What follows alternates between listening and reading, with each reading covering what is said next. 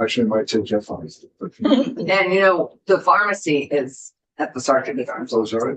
Yeah, they have everything. Good morning. Welcome to Senate Economic Development, Housing and General Affairs. Today we're dealing with general affairs. We're dealing with some of our labor issues. And we'll be looking at a specific bill, and then we're going to be looking at a technical corrections bill from the Department of Labor, and then 3 of our committee bills. So we're going to begin the morning with looking at our S37, which is a bill which extends unemployment insurance opportunity to our support staff in our schools. And so to kick off that conversation, we're going to turn to Dave Camper. Dave, is that you? Welcome. That's me.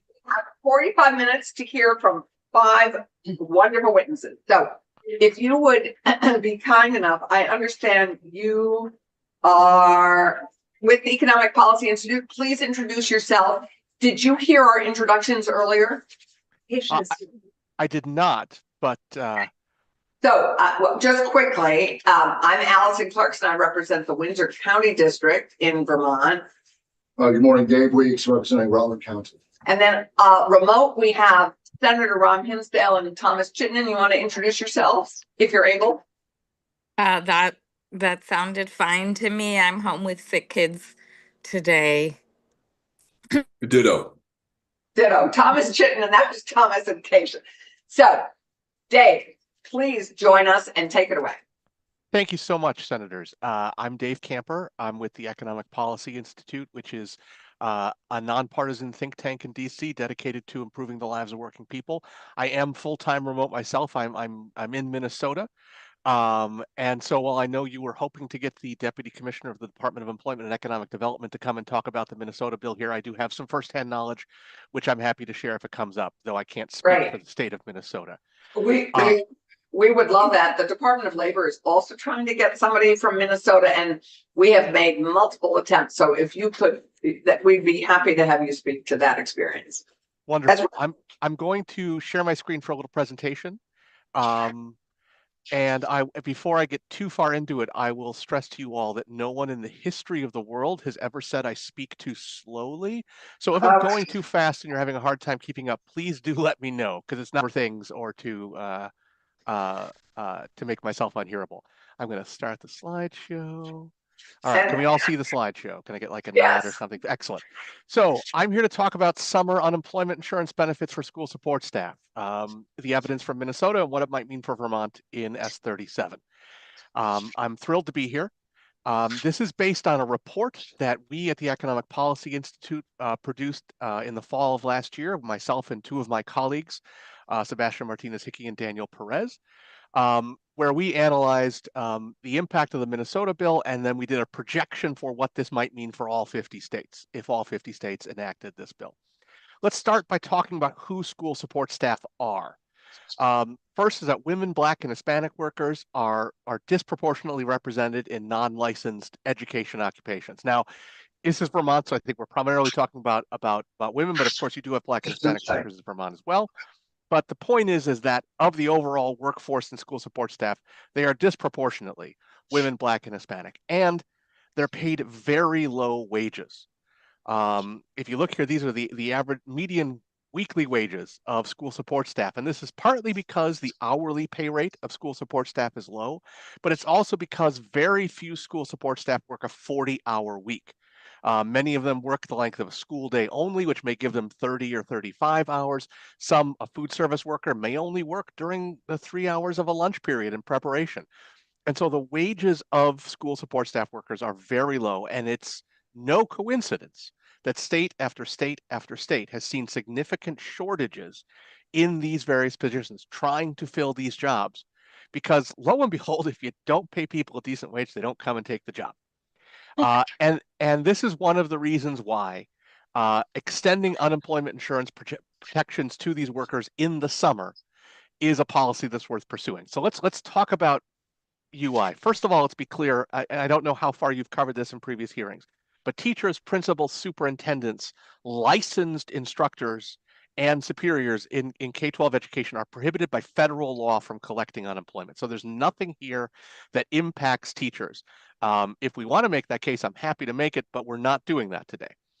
And a person cannot refuse suitable offers of employment to collect unemployment insurance. There's a common misconception that we had to deal with here in Minnesota a lot, that, oh, people who have a summer job now, say they work at a resort or they work at a shop in the summer, that they will stop doing that job so they collect unemployment. A person cannot refuse suitable offers of employment to collect unemployment insurance.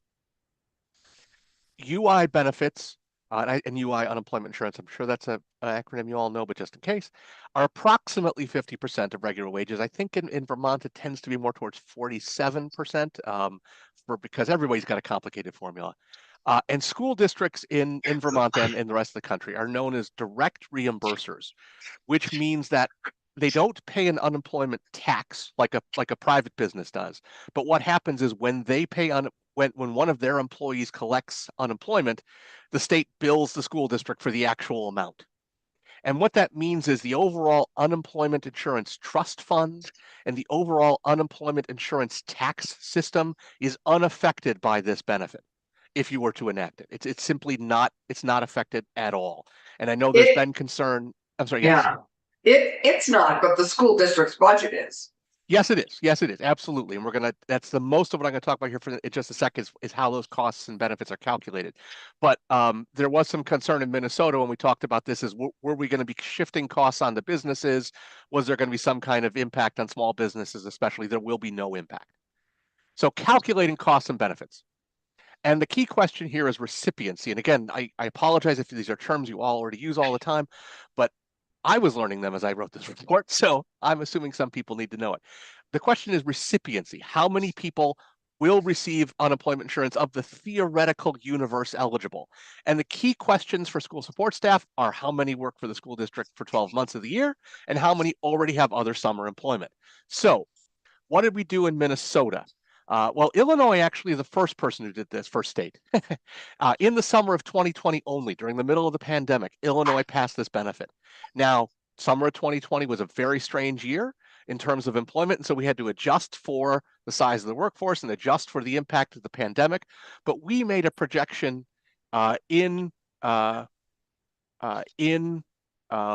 Minnesota that it would be $32.7 million if it was passed. The actual number was $38.6 million. And I like to think that's pretty good. I feel like we were pretty close based on our projection. School bus drivers were by far the most likely to use this. Also, school bus drivers are also the support staff occupation that it's hardest to find people to take. No coincidence here.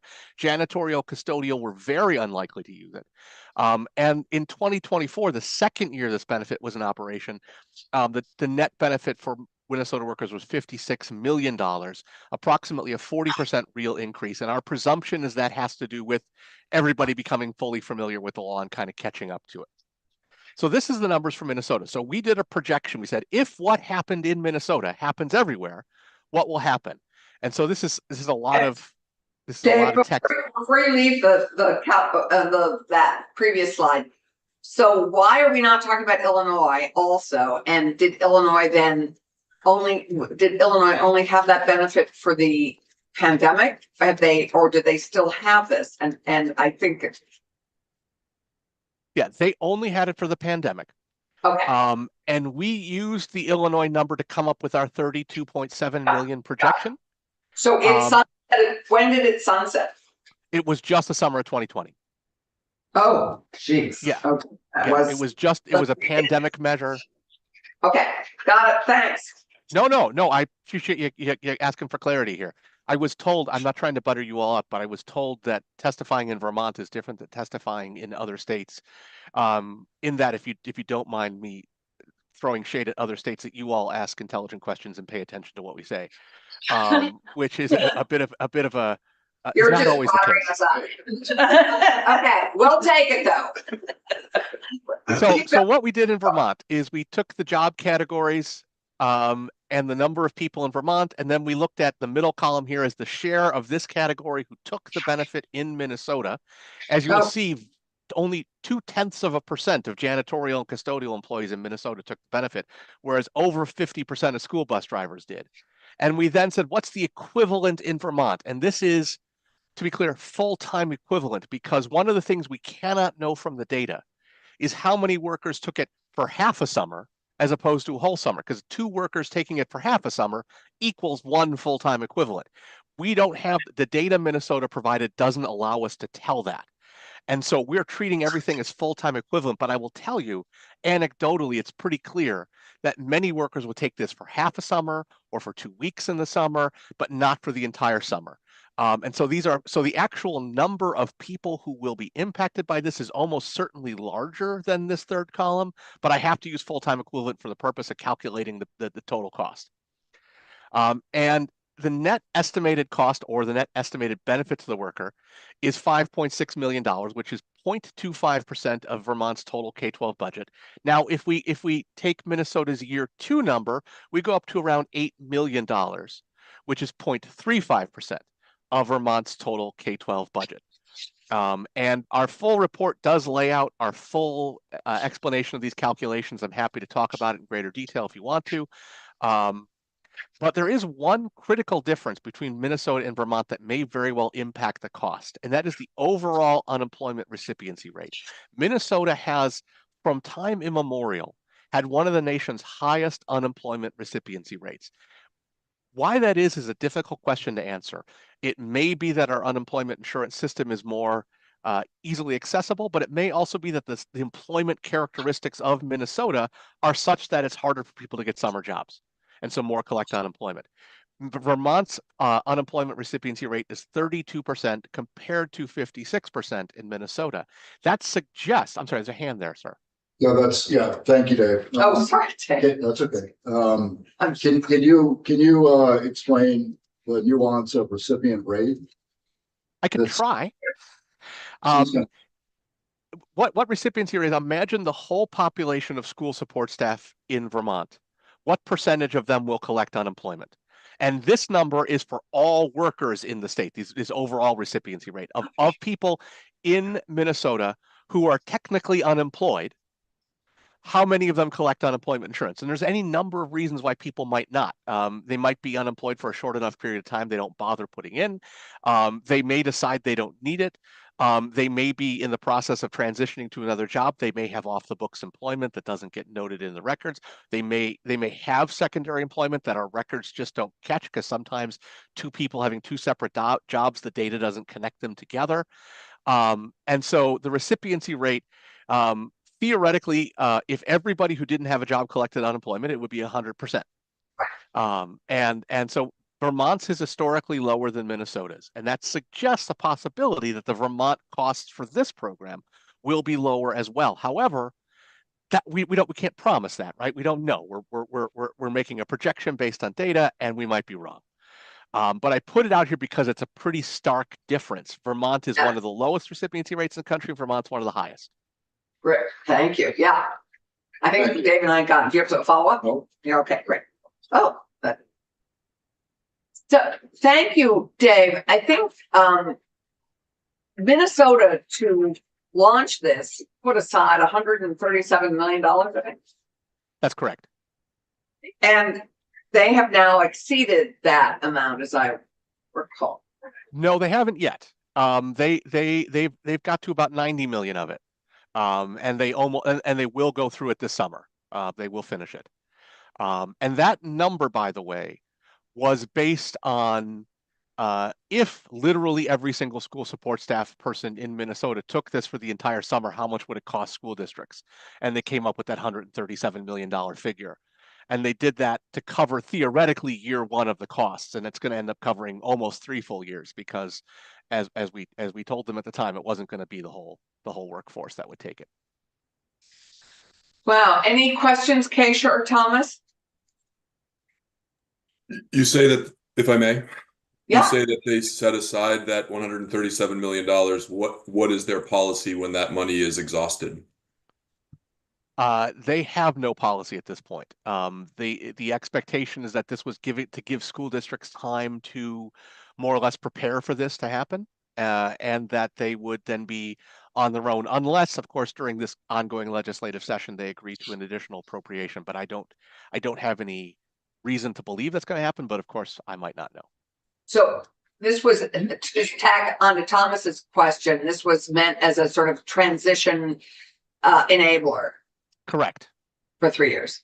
Got it. And then it's on, then it gets embedded in the school budgets. Right. Yeah. Right. And just like here, just like Vermont would be, in Minnesota, it's significantly less than 1% of a school district's annual operating costs. And the expectation was that once they had a little run-up time, they'd be able to embed this in. We also hoped, by the way, though I don't know that this was the official policy of the state, that it would cause some school districts to think about, boy, are there things we could be using these staff for to retain them in the summer, expand summer programs, expand more opportunities for students in the summer, and then we'd be paying them for work instead of paying them for unemployment. I don't know whether that's actually happened, but I sure hope so, because there's plenty of things that these talented individuals could be doing in the summer for school districts. Right. So with a recipiency rate in Vermont of 32%, Dave, have you calculated what this might cost for Vermont in the first 3 years? And the reason we ask is our joint fiscal office gave us an estimate, but it was a huge range from, I believe it was from 5.5 to 16 million. That was a big range. So I'm just curious with this recipiency rate, and we could give this to JFO to get a better number. Do you have a number? I don't, and I'll tell you why real quickly. It's because I only want to work with the actual data that we have. And if I start moving into years 2 and 3 in Vermont, I'm just guessing too much. And I don't feel comfortable doing that. EPI's got a brand of being honest and truthful and accurate with the facts, and I just don't want to pull a number. We have that same brand, and we appreciate it. I think we're hopefully all striving, rowing in that same direction. Let's wish the rest of the country was doing the same.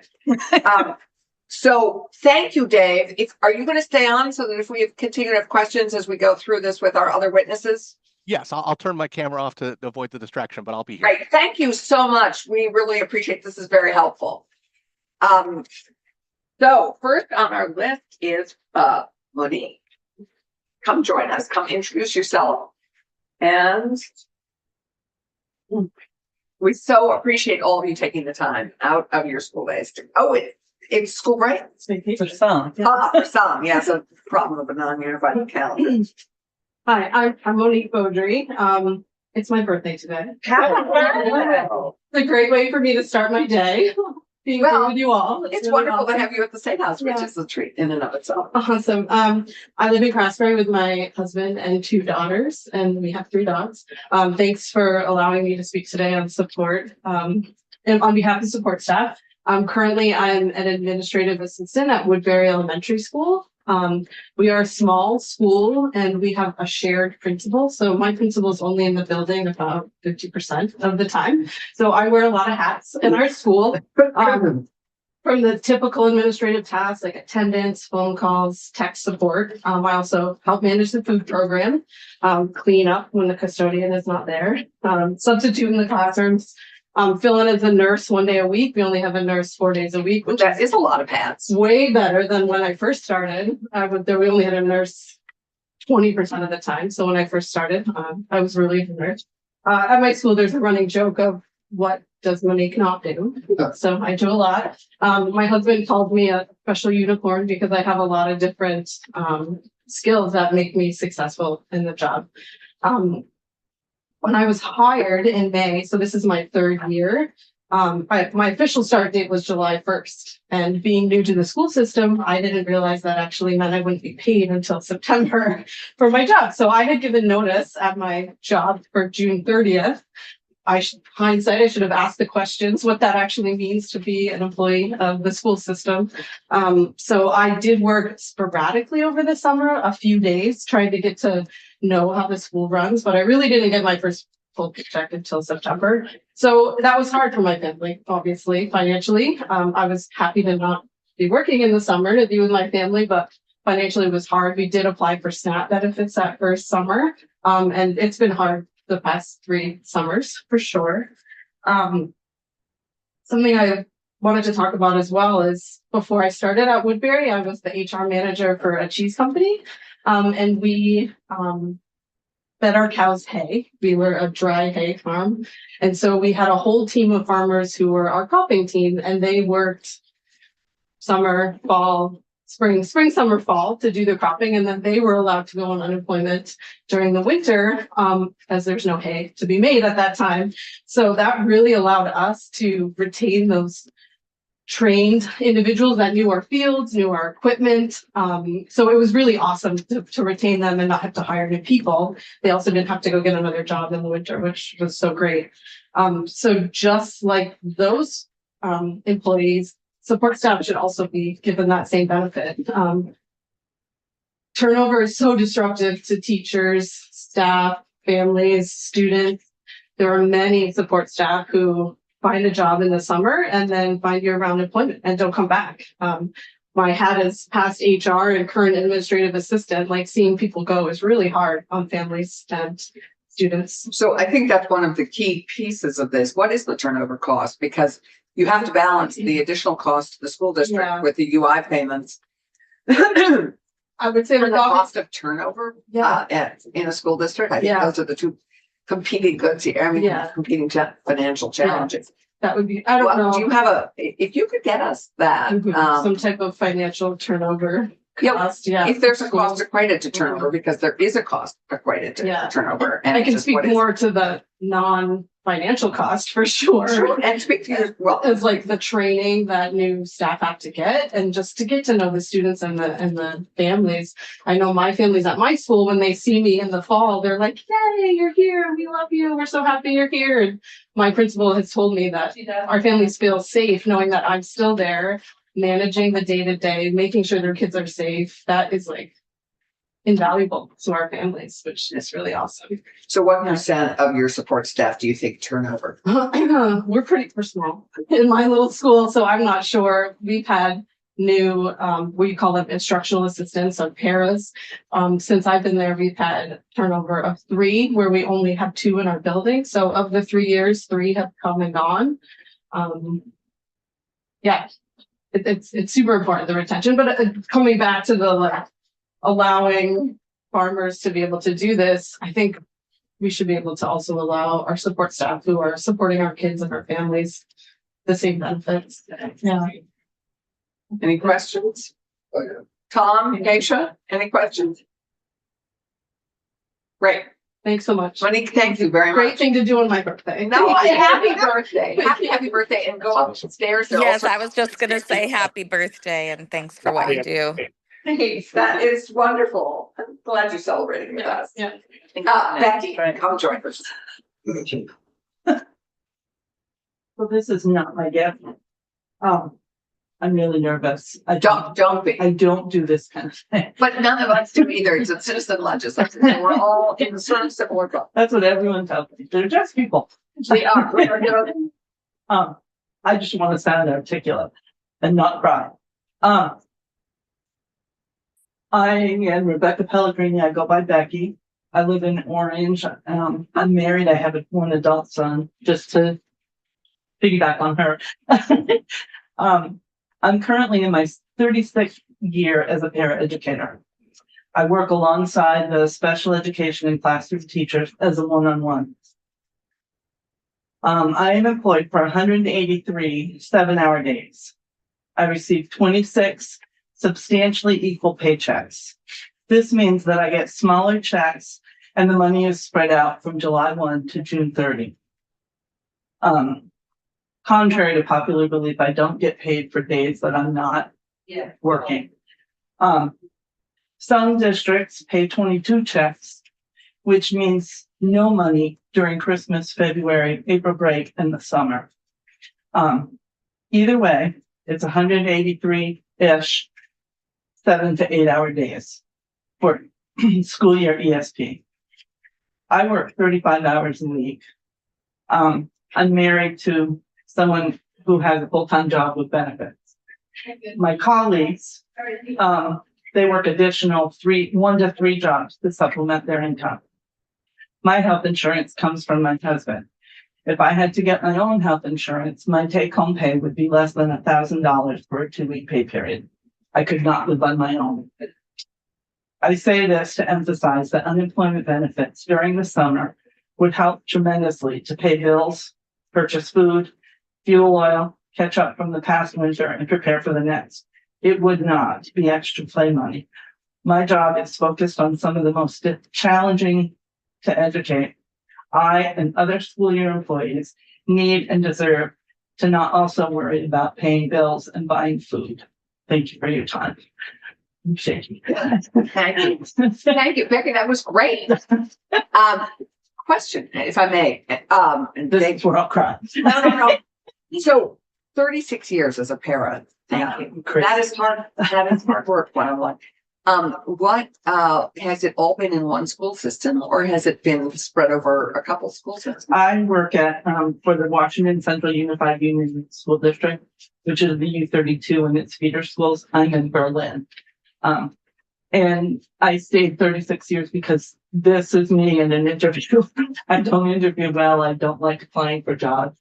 I felt secure where I was, and I just And what, if I may ask, what have you sort of specialized in terms of the kids that you deal with? Are you dealing with kids? Do you have a particular? Because I know some paras have particular specialties. My job has changed tremendously over 36 years. When I started, I joked that I was the one that clapped the erasers and swept the floor. I had one spelling group and I worked part-time. Now I don't do academics. I personally don't do academics much at all. And throughout my district, there aren't a lot of paraeducators that do academics anymore. Most of us are one-on-ones with students with either mostly behavioral needs, but there's also disabilities that require somebody to be right with that person, if that makes sense.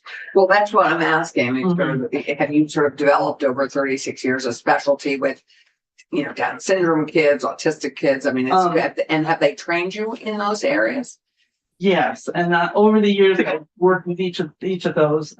I've had students with autism. I had a student with Down syndrome. I had a student with fetal alcohol syndrome. Currently, I'd rather not say what I do currently because it's a small world. But yes, we all get a little bit of training to do the job that we need to do. So if somebody needs a talker, for instance, a speech device, then we get trained to use that. If somebody needs behavior issues and they need to be restrained, then we get trained in that. We get trained in de-escalation, that type of thing. I get frustrated because I don't feel like I get enough training in spelling and math, because that's no longer what's expected of us. Well, does that make sense? Yes, no, that makes sense until we increase the size of your classes where you may end up doing more. Right. Well, right now, schools call them different things in our district. They're referred to as interventionists. And those are licensed teachers that take those small groups that do reading and math in various subjects. And they work with those students across the school. Are they licensed? Yes, only licensed teachers. Interventionists are licensed. Yes, but various school districts call them various things. And and that's a frustration among schools because and likewise paraeducator, not everybody knows what a paraeducator does, which is why I kind of explained it in my speaking, because when I talk in the community about being a paraeducator, they think I'm saying parent educator, and well, the parents need some education. Yes, and I would love that job. I would enjoy that job too. Yeah. Well, I think as parents, we're all educated all the time, even with older children, we're educated all the time. Any other questions, David? Well, thank you. Have over the 37 years, 36 years, have you ever sought out summer employment, or what are the impediments for? Yes, for the first 16 years I had this job, I worked part-time in a store. During that time, of course, I'm married. My husband was getting raises and more benefits along the way. and we needed that extra money less and less. That's my particular situation, however, not all of my colleagues are in that situation. They've, Okay, that's great. No, that's helpful. In the 36 years, has your job performance, I assume, is reviewed every year? Has your pay increased accordingly over 36 years? yes, it follows the contract negotiations. Okay. Evaluations in my district prepares, I really can't speak to what it's like in other schools, but in my district, we're evaluated 1 year and we do goal setting the following year. Right. Okay. Yeah, Dave. Becky, is a year-round pay, an option to you? Like, do you have an option to receive those, whatever, 22 checks or whatever, or larger checks for the shorter period of time of the school year? Is that So that topic I know a lot about. My particular district, before COVID, we've done negotiated so many times throughout COVID that I get confused. But before COVID, the administration asked us to not have an option. Would we choose? And we chose 26 checks in order for everybody to be able to budget throughout the summer. My constituents now are asking me to poll them and, see how many of them would prefer 22 checks to 26 checks. Okay, thank you. I prefer 26 if you want my opinion about it. Yeah. Well, right. Thank you. Thomas and Keisha, any questions? No. Thanks. And I hate to ask this, but that was great testimony. And if you wouldn't mind working with Joel to just type it up and send it to us, we would appreciate it. I know that may be asking a lot, but we would love to have it. Okay. Thank you. Yes. Thank you. And you did a wonderful job. Thank you. Yeah, problem. So I think we have Mandy, and Mandy is by Zoom, and Jim. So I'm actually going to go to Jim first. Well, Mandy, we have 10 minutes. It's our challenge. So Mandy, I will go to you. We see you on Zoom. Welcome. Can I just say, Madam Chair, I'll raise my hand if I have a question, just because Okay, great. I'm in the middle of getting the baby up. So you don't have to keep calling on us. I think Tom and I are both. I know. good at You know me raising and my eyesight. I just worry that I miss you, so I don't want to miss you. Okay. We miss. We miss you, but we Thanks. don't want to miss you now. Okay, Mandy, welcome. Hi, I'm very honored to be part of this conversation today. I'm Mandy Black. I'm the grievance chair and vice president of our Rutland Education Association Union. We're our 2 contract union, but we're one as a whole group. I have been passionate about working in education. With over 14 years of experience in the field, I cherish every single moment, even the most challenging ones. I currently work for Rutland City Public Schools and have recently transitioned from our intermediate school to a primary level school, where I've helped establish the district's second Positive Opportunities for Development program. This initiative supports students with social emotional goals, providing structured breaks, a safe space to reset, and data tracking for the social emotional skills and development. I live in West Rutland with my husband, Frank, our daughter, Hannah. We love spending time outdoors and value every moment with our extended family. I also play a significant role in my nieces' lives. My passion for education stems from a deep desire to make a difference in the children's lives that I serve every day, facing many challenges. Every day, I strive to create a safe space, supportive environment where my students can learn, grow, because they are the future to our society. When considering on how unemployment insurance would benefit me and my fellow education support professionals, I reflect on the financial challenges we face despite our unwavering dedication. ESPs play a vital role in supporting our students, meeting their basic needs, managing behavioral challenges, and assisting those with significant learning obstacles. Yet our compensation remains low. Unlike teachers, we do not receive salary advancements for completing professional development courses. Additionally, we have to pay for our classes up front, and the reimbursement is delayed until the end of the school year, making it difficult to further our education due to upfront cost. Many ESPs take on summer jobs to make ends meet. However, some find positions that offer better pay and less stress, making it difficult for them to return to our school districts come that following fall. This turnover harms the stability of our schools and students we serve. Unemployment would benefit and provide crucial financial support during summer months, helping ESPs cover essential expenses until school resumes. Even during the academic year, many of us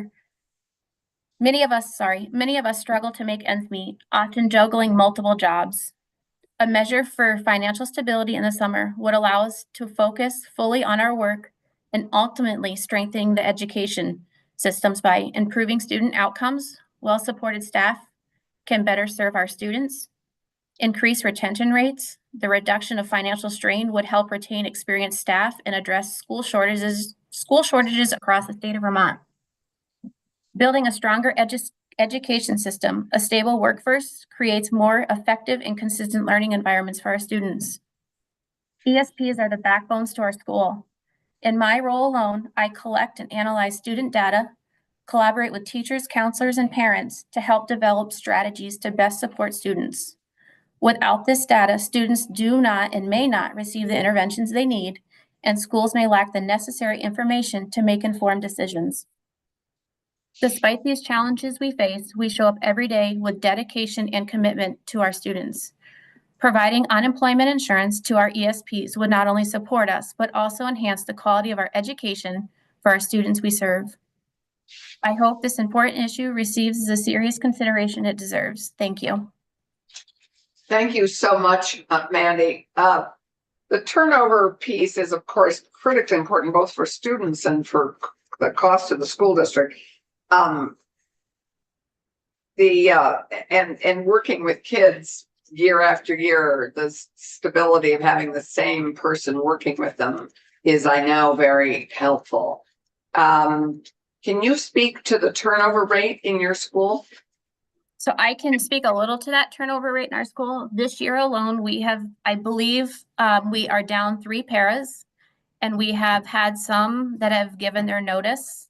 And so that leaves us 5 students with high needs that don't have somebody to support them during the day. And so what would you, it seems logical, would you assume that offering, having UI benefits extended to support staff would hopefully increase and reduce turnover? Yes, I truly do believe that. In talking with my fellow ESPs here in our district, I mean, it's a concern. We have others that are seeking employment for next year in different locations that have better pay or better, right. Less stress to make it manageable. Thank you. And Mandy, if you'd be kind enough to send your testimony to our committee assistant, Heidi, that would be great. Joel, will I help make that possible if that's not ready? Absolutely. Thank you so much. We're going to, just because of time, we're going to have to turn to Jim Johnson. Come join us. Thank you. It's good to have a clock on me. I tend to be a little long-winded, which is why I get asked to speak at these events. So I'll just give you a quick update on me. It's rare, I would say thanks to Becky, because it's rare that I sit down after 35 years of driving the school bus at Champlain Valley School District that I see anybody who's worked in education longer than I have. I'll give you, whether this is cute or sad. I went to kindergarten, K through 1, all through high school, all in the same district. So I've spent all but the first 5 years of my life in Champlain Valley School District. Wow. My father drove school bus and ran a dairy farm before he passed for 49 years. I took the job thinking, maybe I'll make 50 and maybe they'll give me, a little gold plated school bus or something. Now it's a year to year basis in the world that we live in. I won't be taking advantage of this process. I'll say why, because a perfect example of exactly how economics play into this. Yeah. 2.5 years ago, I turned to be a part-time bus driver at the school district that I work in because I took another job. On the day-to-day, I'm the operations manager of Green Mountain Transit, another organization with its handout looking for you to fund us. Well, another organization. And I thank you all. I know this is a very busy legislative agenda with a lot of people with their hands out. our turnover rate, and by the way, I represent the largest school district in the state. So if we're talking about economy of scale or the size of numbers, I realize our budget is large. But our turnover rate for paraeducators and other ESP support staff hovers some years close to 50%. Many of our most vulnerable kids look for just one adult to trust and have year to year, and we constantly turn that over from food service to maintenance to behavior intervention. Like the turnover is significant. And I'll tell you what's changed over the years that I've been there is there used to be a lot of summer employment at schools.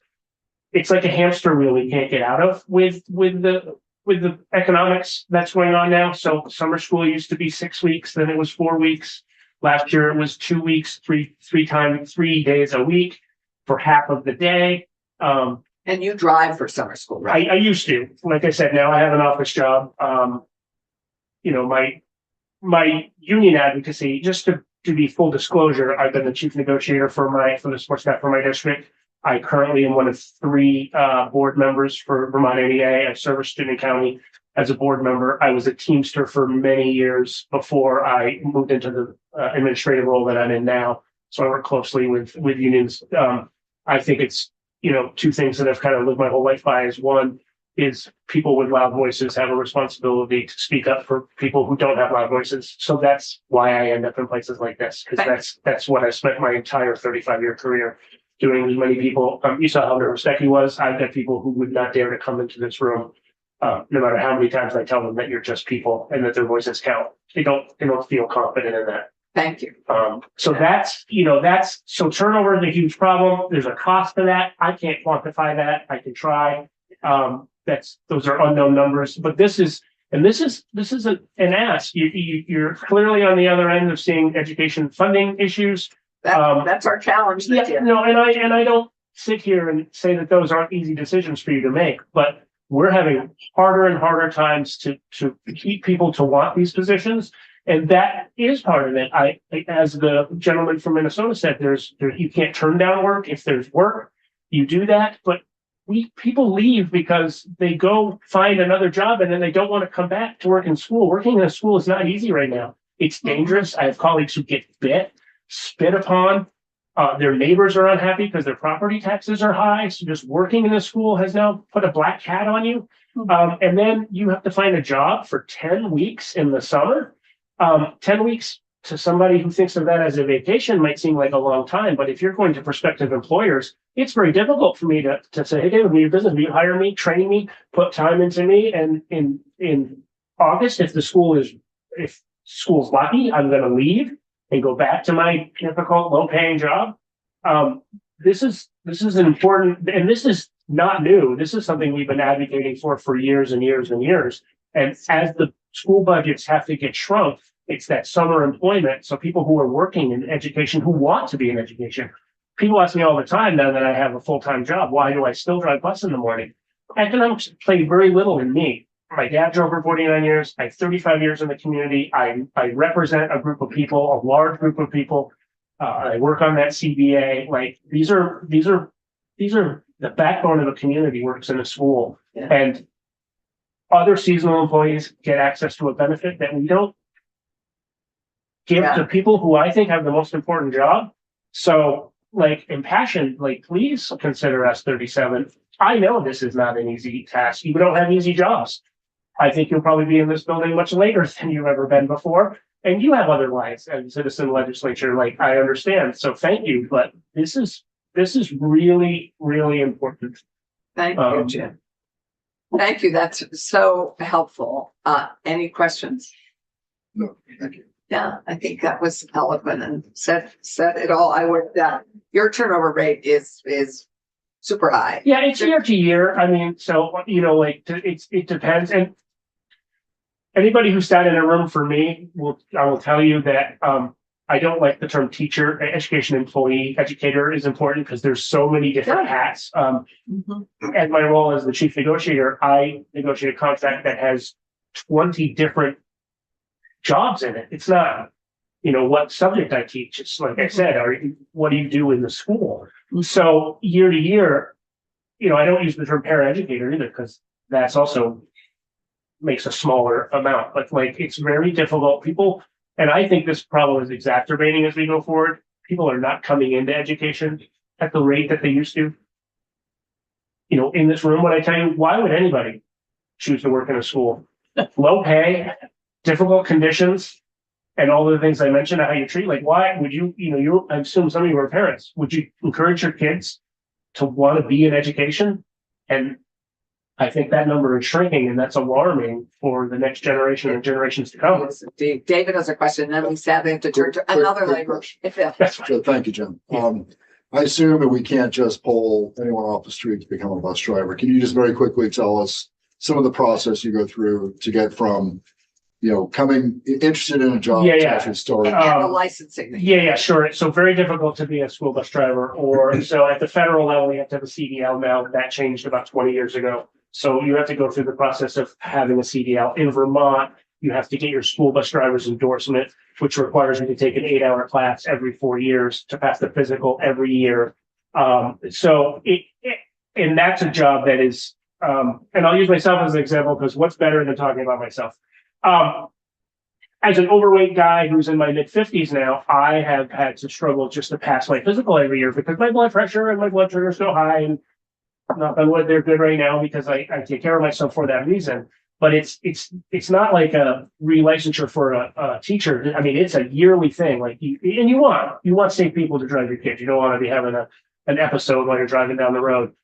Just to put in perspective, when we talk about classroom sizes, my classroom holds 90 kids, and I turn my back on them, and then I get to drive in the weather like this. And you're going to see a real problem finding CDL drivers. And as we go to these district-wide things, if we create system, you're going to have an increased transportation cost and the difficulty to move kids. If you start closing small schools to bigger schools, you're going to struggle to find people to bring. We kids. appreciate this. You're speaking to somebody who also serves on Senate Education. So you're getting a double. Thank you. You get a lot of me today. David, How long did it take you to get a CDL? What's the average? The fastest I've been able to get somebody a CDL is usually the 6 to 8 week time, and that's pretty fast. Yeah, okay. You have to be trained, take the test. it's not endless though. I mean, it's not months. No, but it can be months depending on DMVs was short staffed for a while coming out of COVID. It was hard to get a test. It's not getting easier on the federal level. I won't blame Vermont on everything, but it's not an easy task to get or maintain your school bus driver's license in Vermont. Thank you.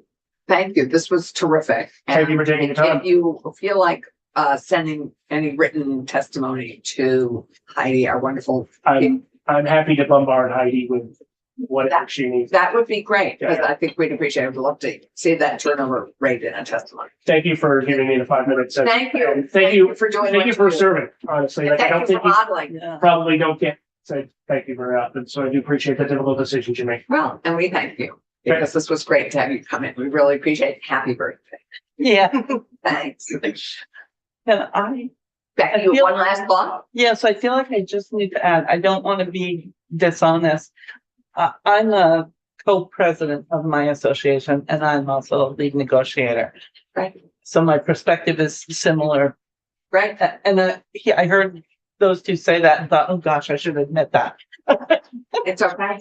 Okay, that, Not that it's a bad thing. I'm proud no, of it's a that. great but one. We appreciate it. That's an additional piece of your public service. So thank you. Thank you. Okay, we are going to pivot to a different bill, but a labor bill nonetheless. And we're going to pivot to I believe our technical corrections bill from the Department of Labor. Correct? It's got some interesting name here. Thank you, Jim. Thank you so much. Rowan, welcome. Let's see. Thank you. You're welcome. So this, Thank you for your wait, that we needed to finish that. So thank you very much for your patience. so Sophie Zadatny from the Office of Legislative Counsel. And this is to follow up on. Do we have copies of this? Sorry. And I think you're gonna post it online for, so everybody else. It's online. Great. Okay, it's online. Great. Thank you. Well, yeah. Yeah, and this is to follow up on testimony that you already heard from Commissioner Harrington, where he did a quick overview of the technical corrections that the department was looking for. So this is the bill based on the technical corrections that he requested. Thank you for turning it into a bill. So yeah, so it has a fair number of pieces to it. So we will walk through. So the first couple of sections, section 1 and 2, deal with rulemaking, and this is under the safety and health rulemaking part of the statute. And currently, the Department of Labor was explaining that there are mandatory federal rules that come down that the department has to adopt. And yet, at the moment, they have to go through the full formal rulemaking process. So the department was requesting the ability to not have to go through formal rulemaking to implement mandatory minimum rules that come down from the federal government. So the changes in section 1 on page 2 and section 2 on page 3 are addressing that. So essentially, if the state is required to adopt a rule or standard that's at least as effective as the federal rule, and because again, the state follows the federal rules under the Occupational Safety and Health Act, they do not need to go through formal rulemaking, but the language that's proposed is that for every rule or standard, the commissioner would provide notice of the proposed rule, publish it on the website, let interested stakeholders know so they have an opportunity to weigh in, and provide comment. And then if members of the public were, if there were 25 or more people wanted formal rulemaking on that particular rule, they could request to go through the formal. What's the time frame on that request? So it's 30 days to post the proposed rule on the website, and then 30 days for members of the public to submit comment. So it wouldn't foreclose formal rulemaking, but it would just expedite the process for more routine things where there's not there isn't an issue, because the testimony was, I believe, that it's $2,500 per rulemaking that has to be paid to the Secretary of State. Yeah, okay, so 30 days. There we are on the top of page 3. Yeah, so page 3 is 30 days to post and 30 days for to submit public comment. For the public to submit comment. Any questions on this section? Thomas? Thank you, Sophie. This is helpful. I don't recall hearing the 25, if 25 people submit a rule. I don't know if that's new, if you would reflect on that. And I also remember when this was presented by the administration, I think it was raised some question about how common this is with other types of federal synced state rules. Do you have anything to add on? Do we do this in other places within state government? So I did speak to Damien Leonard, who staffs the LCAR, the rules. LCAR. And so yes, the one other instance that he pointed me to was for the lottery system. There's multi-jurisdictional lottery rulemaking that's similar. And the proposal here in terms of the additional providing an opportunity for interested parties to weigh in comes from Damien's recommendation. Because sometimes there are experts out in the field that, may have valuable insight on how a particular rule would play out. And so the thought was it would be beneficial to give people the opportunity to weigh in rather than just have something automatically be adopted. Right. So this language mirrors, to go to Thomas's, this mirrors what Damien really created that in statute for lottery. Yeah, it's in Title 31, Chapter 14, multi-jurisdictional lottery games. Got it. Thomas, anything further? Yeah, so the 25 people, there's no qualifying characteristics. They need to have a particular interest. It's just 25 Vermont residents. Who qualifies as a person that could ask for the rulemaking process? Yeah, at this point, it says 25 or more persons. That's not delineated as to having to be a Vermonter, or it could be external, but it's just listed as 25 or more persons. I So feel good- much more comfortable with this, especially syncing with something else, and this makes it very easy in case something crazy comes from the federal government to, in fact, go back to a process where we'd consider this through rulemaking. So this allays my concerns. Thank you, Sophie. David, you have a question? I do. So as an LCAR member, I really don't get paragraph C, that if any 25 people ask for a rule to the commissioner, that they're obligated to accept that rule and in lieu of the LCAR process. No, this would be if there were 25 or more people requested, then they would go through the formal rulemaking process. They would then go through the LCAR process. So if people object to this automatic acceptance of the Fed rule, that 25 people could say, no, we want actually to go through the rulemaking process. Thank you. It's just from the wording, it's a little long. I think it's the same as the lottery, right? It's the Yeah, same as the. It's saying that upon request of 25 or more persons, the commissioner shall be required to adopt the proposed rule or standard pursuant to the rulemaking procedures set forth. So pursuant to the rule. Right, and so those are the rulemaking procedures currently that apply. Okay. We're, oh, yeah. So the lottery system's been in effect for a year or so. Has this? No, we adopted this. Oh my God, I need Danny. Dana and I did that. We did this when we merged liquor and lottery. And I don't know when this was put, whether this came over with the merger and it existed before. We can find out. Let's find out. We'll find out. Yeah, I'm just wondering if it's been exercised. 25 hours. That's a good question. Rowan, do you have any? I'm not sure. For the record, Rowan Palmer, principal assistant, legislative liaison, exclusive labor, and I'm not familiar with it, but I'm certainly happy to work with Sophie. So if you and Sophie could find that out, that would be great. Yeah. As an LCAR member, he's wearing a lot of hats today. Okay, given our time, we need to keep moving, but it's a good question. All right, so section 3, on page 4, this just provides clarification on when the Department of Labor investigates a complaint of unpaid wages. The section that's not included here, but under subsection C, the individual whose wages weren't paid, they get, obviously when the commissioner collects the back pay, they provide that, the unpaid wages to the individual. Subsection D, that's here on page 4, that's focused on when there's a willful withholding of wages by an employer. And if the commissioner is able to recover an additional amount of a penalty amount, which can be up to twice the amount of the unpaid wages, 1/2 of that additional amount recovered would go to the employee whose wages hadn't been paid, and 1/2 would be retained by the Department of Labor. So again, this is, this is a technical correction just to kind of clarify what happens. This is what already is happening. I think there was some concern that was expressed by the commissioner that the department was sort of benefiting from recoupment of any penalty before the individual who'd been had their wages withheld. So this was to make clear this would be additional money. So the individual would receive their full amount of unpaid wages, but then if there's any penalty assessed against the employer, 1/2 of that would then go to the unpaid. So more would go back to Vermonters. That would be the goal that was expressed. Right. Perfect. Super.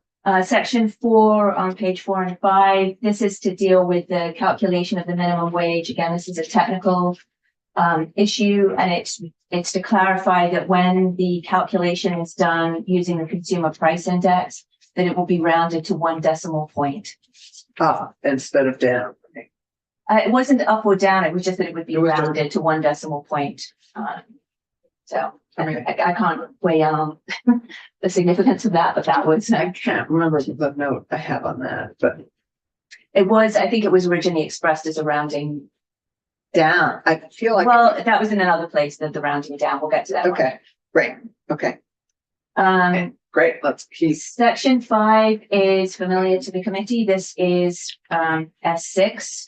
Yeah. The commissioner's authority would be removing the commissioner's authority to recommend a sub-minimum wage for individuals with disabilities that the commissioner was comfortable including in this bill. As it appears to have never been exercised. Right. And I know there were some questions last time. I could just quickly touch on some of those. So the original provision was in the Fair Labor Standards Act in 1938. So it was in there from the beginning. The intent was to encourage employers to hire individuals with disabilities if employers could pay based on productivity rather than a standard minimum wage. At the time, it was envisioned as a way to create employment and training opportunities for individuals with disabilities, and this was at a time when they were largely institutionalized and excluded from education systems. Yeah, and employment. So it was written into the law way back in 1938.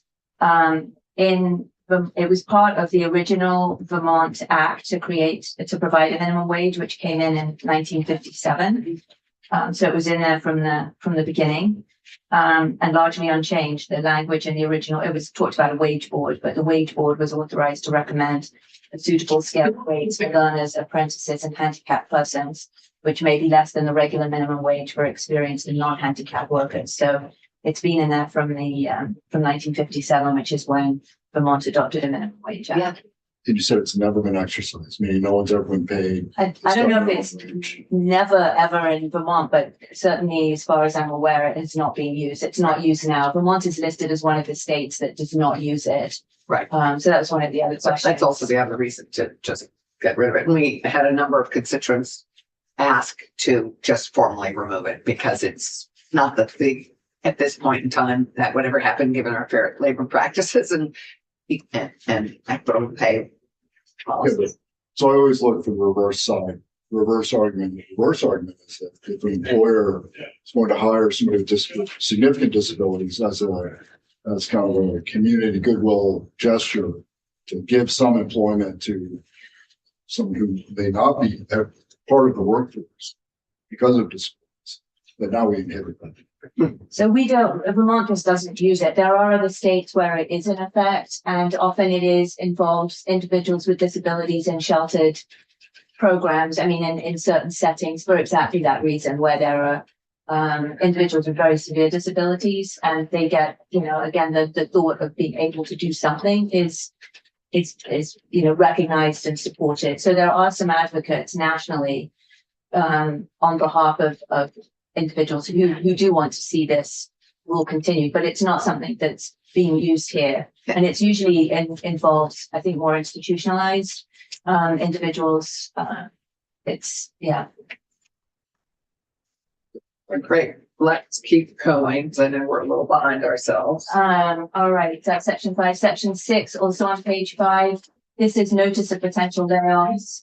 And again, the two changes here are to clarify that an employer is an entity that employs 50 or more full or part-time employees in total and not just in Vermont. So that was a clarification that the commissioner was seeking. And then also to redefine the notice requirement that it's if you're laying off or impacting 25 or more employees rather than 50 or more employees. And again, the commissioner was explaining just to give them additional notice to be able to serve those employees that are affected by a change, whether it's a layoff or ceasing operations, whatever the case may be. Given that most of our businesses in Vermont are under 50 employees and actually a significant percent of them under 20. So this was just reducing it from 50 down to 25. And I don't know, Ron, if there was anything you wanted to add on that. This will just help the department serve individuals that are being laid off.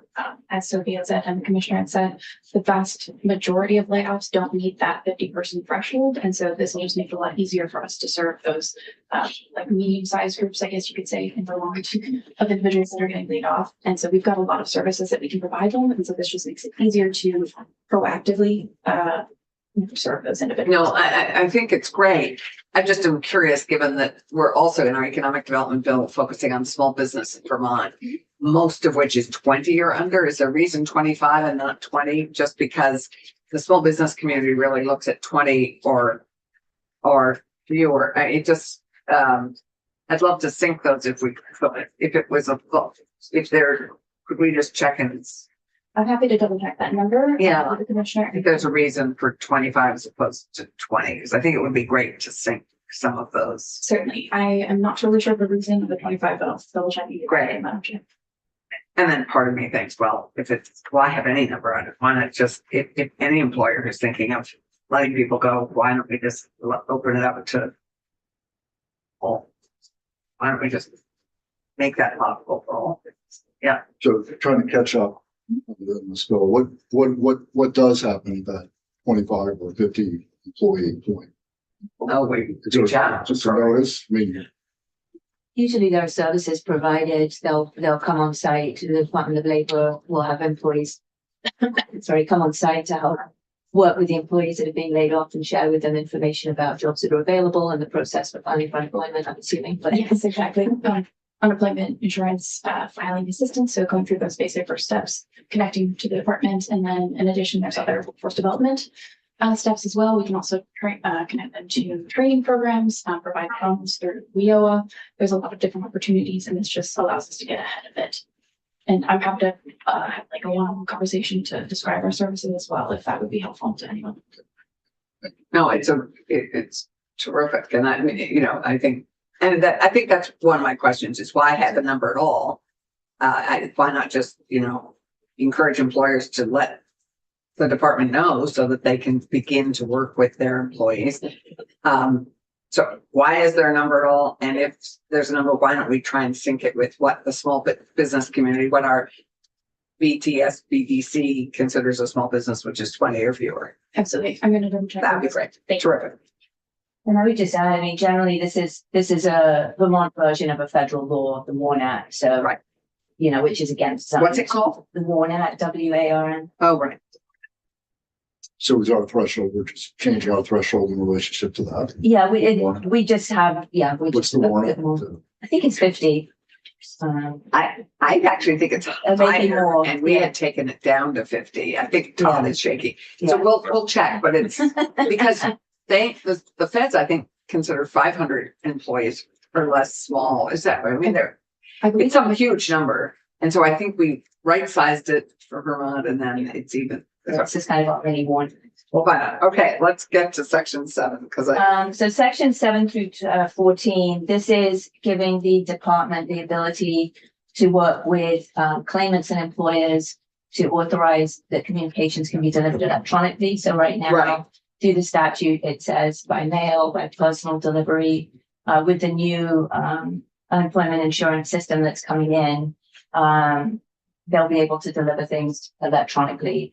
So the language in section 7 is to provide that two-way communication that claimants and employers would have the option to authorize receiving communications from the commissioner electronically. And then the following sections are just everywhere where it talks about notices being mailed or whatever, it just adds in electronic delivery as an option. right. So those sections, I think, unless there are questions, we can move through pretty swiftly. Welcome, Randy. Okay, and that takes us to section. Section 15, page 12. We're in this labor bill, which Section what? just need a copy for Andy. Section 15 on page 12. Oh, that's the last one of that. At the bottom of that, section 15, starts at the very bottom of 15. There's no changes on page 13, but the key language is at the bottom of page 14, section B3, which is a new section. This was the commissioner had talked about. Doesn't happen frequently, but it does happen occasionally that businesses come or what's the word? Like successor organizations, but entities from outside Right, come this is in, the dental example. buy a business in Vermont and then divide the business as a way to sort of secure lower unemployment This is the insurance. gaming the system. So the language proposed at the bottom of page 14, B3, is to address that specific issue. And it's saying that a successor upon acquisition of an employer, if they divide the operation, they're going to designate one of the corporate entities involved as the successor for purposes of unemployment insurance. Okay, All right, and then section 16 on page 15. This is the annual calculation, and it just refines the definition in subsection 2A in the middle of page 15. The current highest benefit cost rate definition is just being tweaked a little bit. And the tweak, as I understand it, is to align with how the federal government defines that term, and it will mean that the Vermont will be able to use federal data more effectively, because it will marry up. So again, if don't ask me any super technical questions about how the calculation is done. The language came from the department, so I trust that it's what they want in that. But the goal, as I understand it, is the previous method was looking at the highest amount of benefits that were paid out. It wasn't taking into account that in that particular year, if there was a change in the tax rate, they may actually have been receiving more money into the fund. So this is a measurement that looks both at money going out, but also money coming in, as I understand it. Rowan, I don't know if you've got great. I think that's correct, just from what I understand as well. This is So it's sort of truing up, or It's also to my understanding is Vermont was interpreting the federal language differently than the federal government was interpreting it, and this now puts it back in alignment with how the federal government and I understand other states interpret the same thing. So it will mean there'll be better flow of data. The data will be more usable. we can get more data, that's good, and if we can align with the feds, I suppose that's good, as long as it's good fed. Right.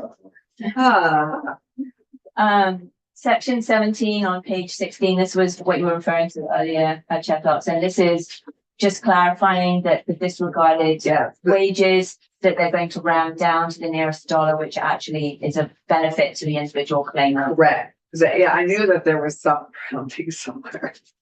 Thanks. All right, and then section 18 on page 16, this is to reinstate the short-term compensation program that had been put on hold back in July of 2020. And this is now because of the modernization that's going on with the new information technology system for unemployment insurance. They will now be able to actually implement the short-term compensation program. So this is just allowing it to be So this green light operations. Yes, This green lights it for when the system comes online. right. That is the goal of it. No, that's great. And then section 19 is extending the date for the technology modernization system to be implemented to July 2026, that was the final element that the Department of Labor had requested, and there was indication that the date was something they were the committee was willing to consider. So this is to consider the date. Well, that is our best guesstimate with ADF, right? That is. So that's not sadly this July, it's a July a year from now. Excuse me. So I don't know that we can, sadly, nothing we can do can help that, speed that along. Other than a miracle. Right now it's on time and on budget, so. It's on time and on budget at the moment. Indeed. Yeah. Well, And we that's don't- good. That's a good update. Yes. But for those of us who wished it had happened 20 years ago, Yeah. as I know all of you well wish it. Indeed. Sophie, thank you. I think this is terrific, and I think we're now. So You did this online. Wait, I didn't Who? realize. Todd and Judith Dillon are up next. yes, they are, Yeah. but on different bills. Same Is it? Oh, it is the same. So are we going to pivot to that instead of 5.2? Yes. Okay, Yeah. we're going to go to 5.4. Let me let Judith. Great, thank you. So, Sophie, if you just kind of just summarize for everybody so we know where we are with 5.4, just to give us an overview, and then we're gonna pivot to the bill that, if you recall, Councilor Zadatny's wonderful right chart. Yes. This is, and you have the bill in your packet, which I'm going to take a second to pull up. This is the third of the bills that we're looking at, which includes everything from the right to organize and collectively bargain for assistant attorney generals, judiciary supervisors, and the update of the Labor Relations Board ask. Yeah, so this is, so it's drafting request 250654. Right. It proposes to allow assistant attorneys general under the State Employee Labor Relations Act to organize and bargain and judiciary supervisors under the Judiciary Employees Labor Relations Act to organize and bargain. It also contains language around decertification of a representative organization like the union. And it includes adding additional funding for staffing at the Vermont Labor Relations Board. Right. The decertification issue, I think, would be helpful to have more conversation about. I'm a little concerned about its location in the bill. And Okay. we can talk about that more, but I don't know if we need to do Okay. that right now.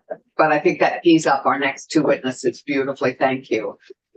Judith, do you have a time frame? Todd, do either of you have a time frame?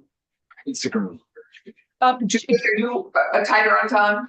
No, I'm fine. So, whatever time you can squeeze me in would be great. Todd, and why don't we go to just first to the bill? So let's go with Todd.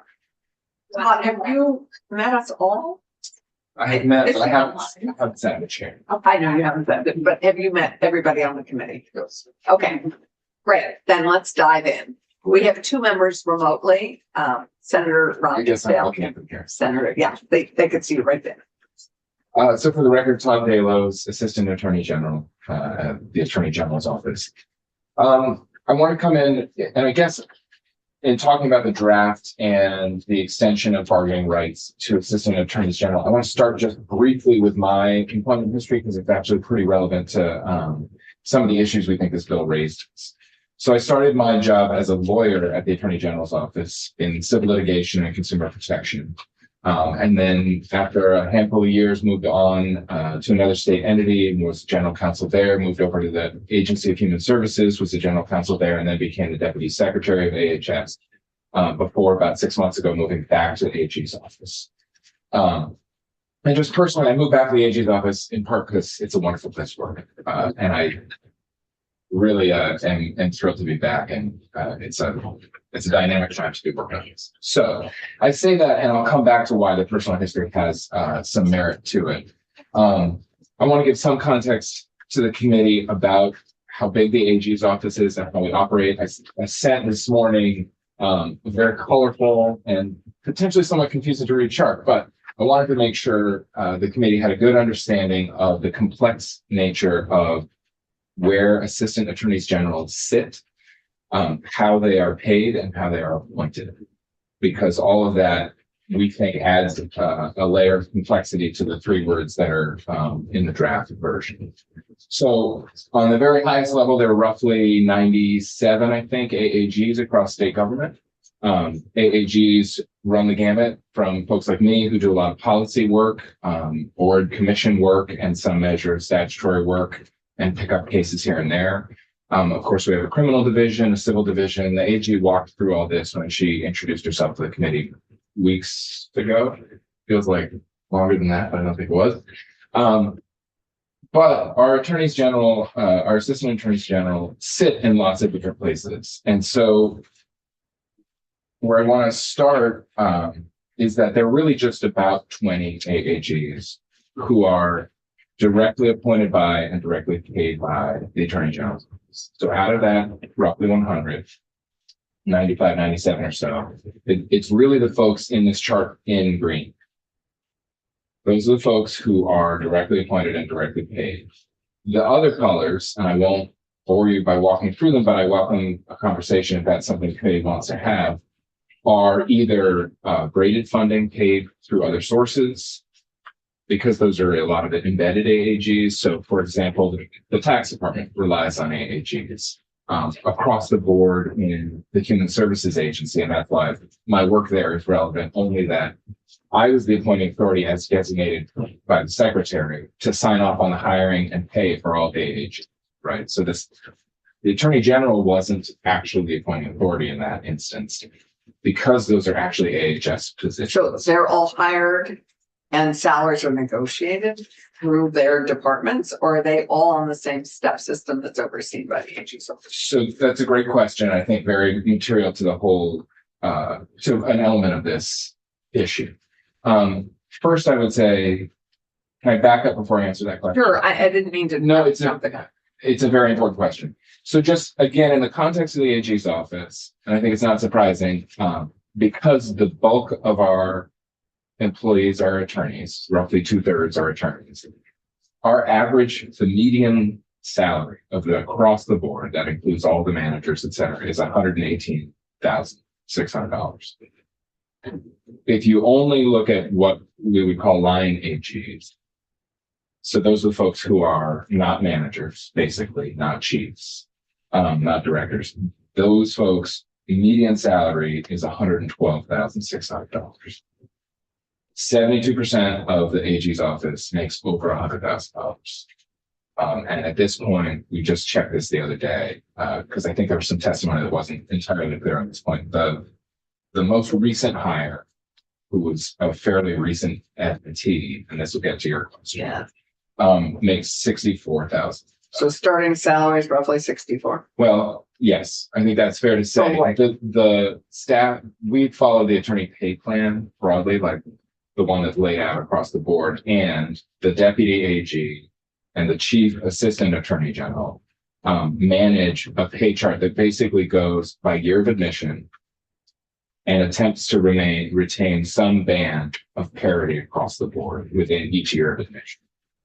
So, and how does that sync with the state step system?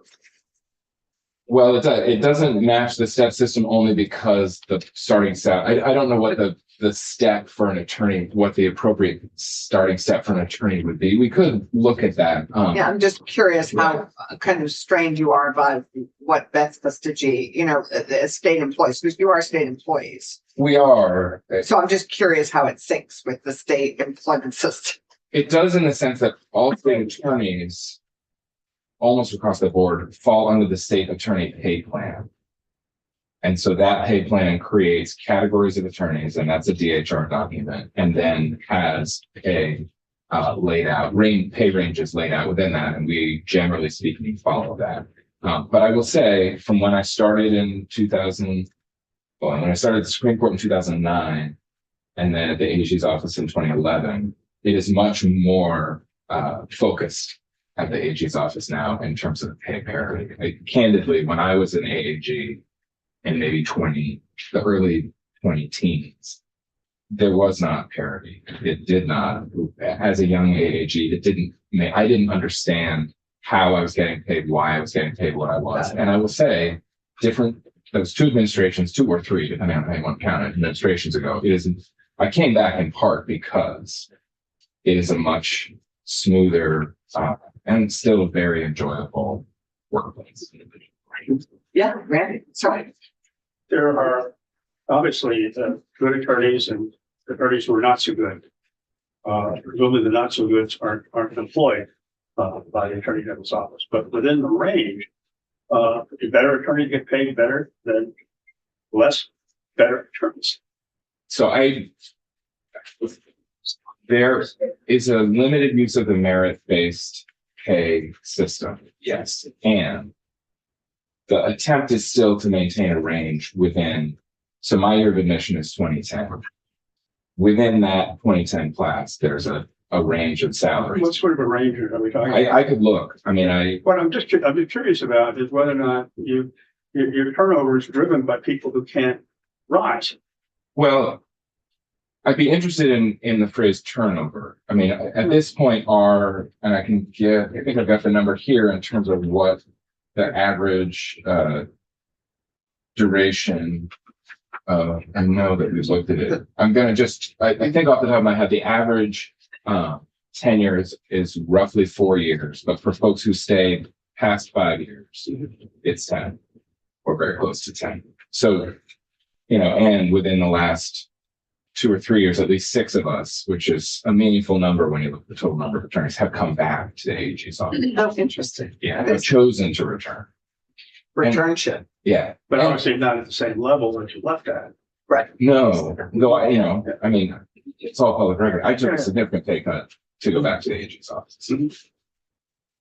So I'm also not the deputy secretary, so it was strange. Right, right. The point I want to raise with the color chart, though, is and this is a question I think Ledge Counsel and I'll start with Ledge Counsel could probably help you with. When you have a unit, it is not, I don't think it would be as straightforward as saying all AAGs are in a unit, because, for instance, the 32 AAGs at AHS are all appointed by the AHS secretary.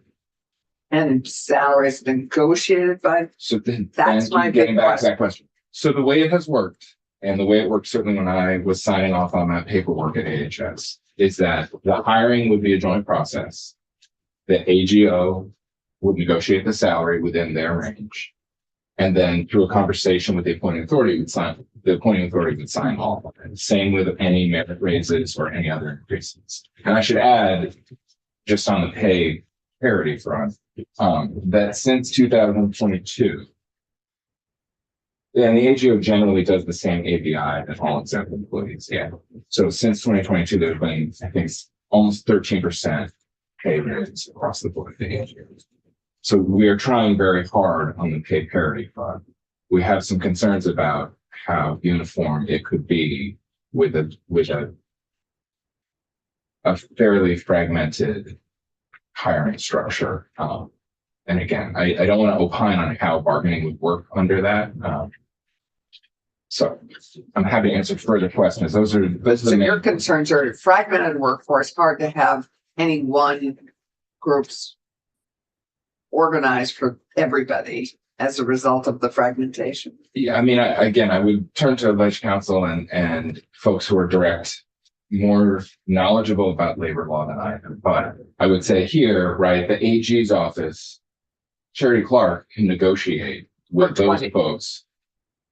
20, and then there's a gray area of braided funding where we're getting payments from other entities, DCF in certain cases, risk management in other cases. And then there are all of the folks who are appointed and embedded elsewhere, which is roughly half the total number. And their employment, their salary, their compensation is negotiated in that.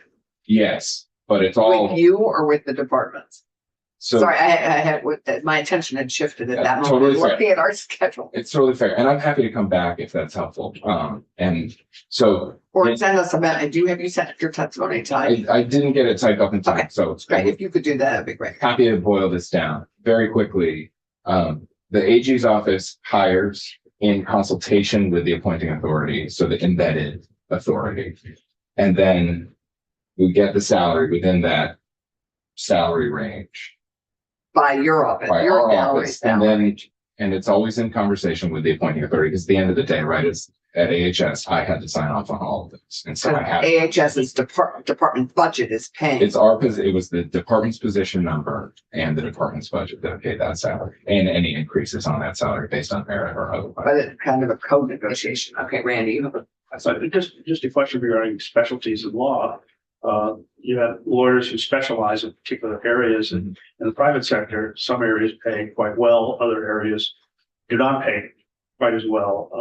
How do you deal with that situation in a law firm such as this that does all kinds of things? Well, I think I think it's a fair question in terms of the difference in compensation between private sector billable hour attorneys and public sector AAGs. I don't think I haven't gone out in the market to look and see what private sector attorneys are getting paid, but I feel fairly confident that that level of compensation, generally speaking, is higher than what AAGs. Substantially. Yeah, even in Vermont. And I think the trade-off people like me make, is one, dedication and appreciation for the work. I will tell you that the experience of standing up in court and saying you represent the state of Vermont is one that I have treasured. And I also can go on vacation without my phone, and I am not billing hour to hour in 6-minute increments. So that doesn't answer the specialization question, but I will say, just on the private sector versus public sector, and I think people like me returning are demonstrative of that. There is value in the work we get to do. And I think, without his permission, but I'll beg forgiveness later, the Solicitor General and I used to work together in the civil division.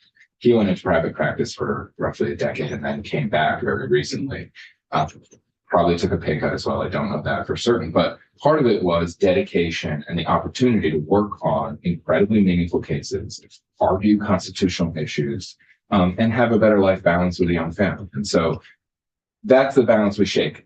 To answer your question about specialization, I think because of the work-life balance pieces there, we recognize some of the criminal attorneys, some of the DOC attorneys have huge caseloads, 300, in that number, they're huge.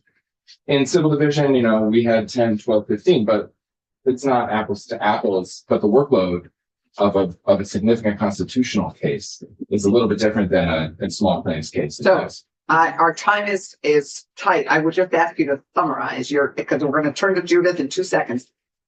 If you could summarize your challenge with our AAGs having the right to organize is fragmentation. So if you could just summarize those 2 points. I mean, I think the complexity of who an AAG is and how bargaining could happen across the board, and there are funding implications there as well as oversight implications.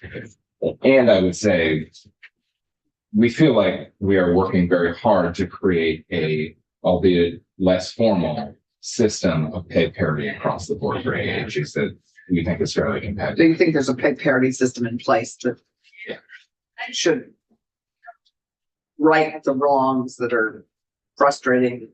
I mean, I haven't talked to, and I totally respect and understand why folks wouldn't. So I don't know what the level of consternation is, whether it's a salary or workload issue. I do know that the AG herself is very dedicated to making it both reasonable compensation and a good, healthy work environment. So one would argue that if those are in place, that even if they have the right, they might not exercise it. Again, that is possible. But I think the challenge with even getting to the point is, would we basically shrink the size of the AG's office and have a lot of those attorney positions end up in the executive branch? Okay. Any other questions, David? So I've been listening. I understand the challenges to the proposed bill, the language and such, but what I'm not sure I heard was, is the AG's office supporting or not supporting the legislation that's drafted? I think we're mostly raising concerns as it's drafted because there's a lot of, though it's only 3 words added to that one definition.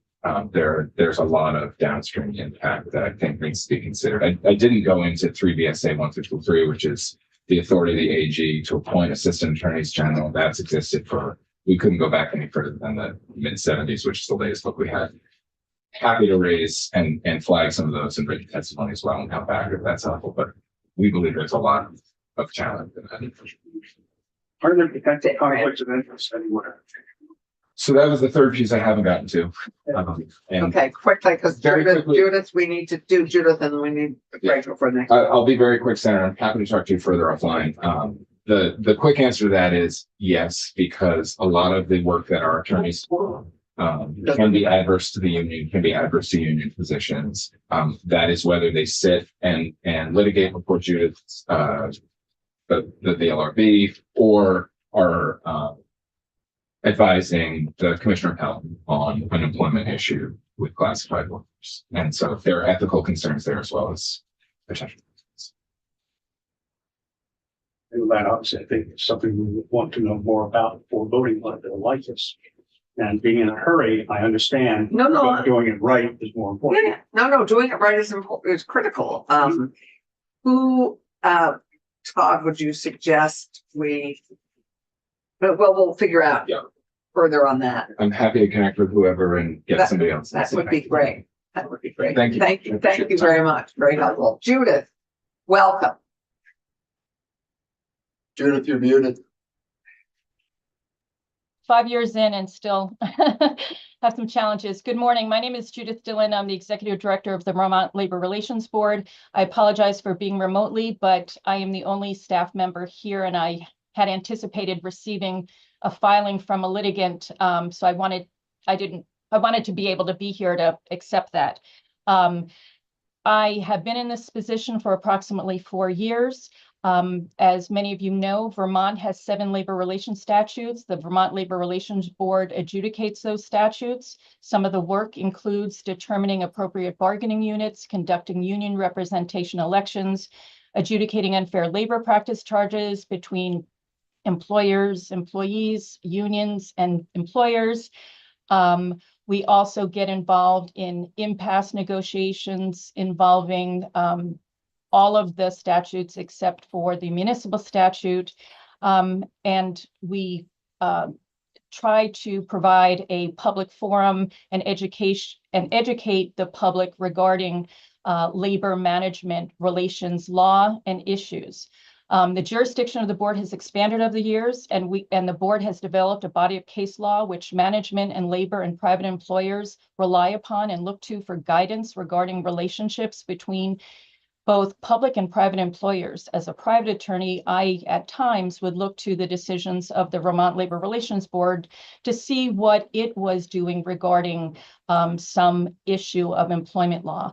This body of case law provides security and stability for our Vermont employers, our state employees, as well as providing the consistency and security to know that knowing what the guardrails are or the rules of the road provides the stability to stay and grow your career here in Vermont, which promotes workforce development and economic development for the state.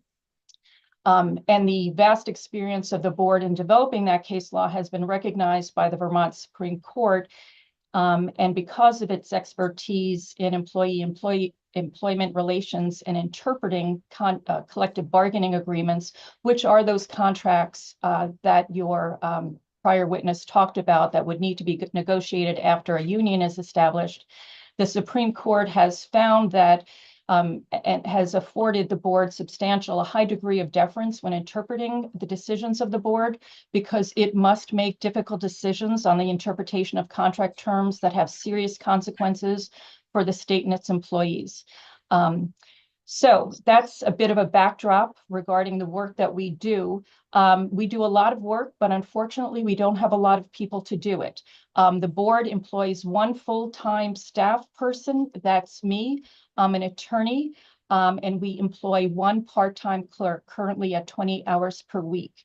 We have a 6-person lay board, meaning that they don't have to be attorneys. In the past, board members, there have been less than a handful of board members who have been attorneys, but it's not required to serve on the board.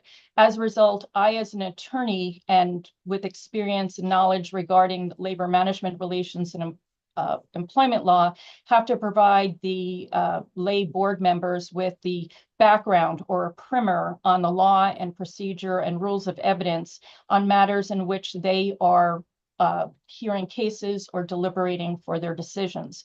So it takes, a bit of time.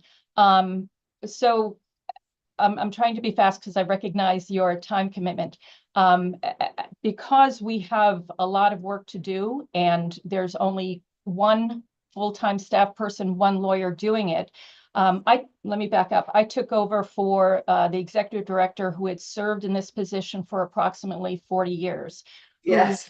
Did Huge shoes to fill.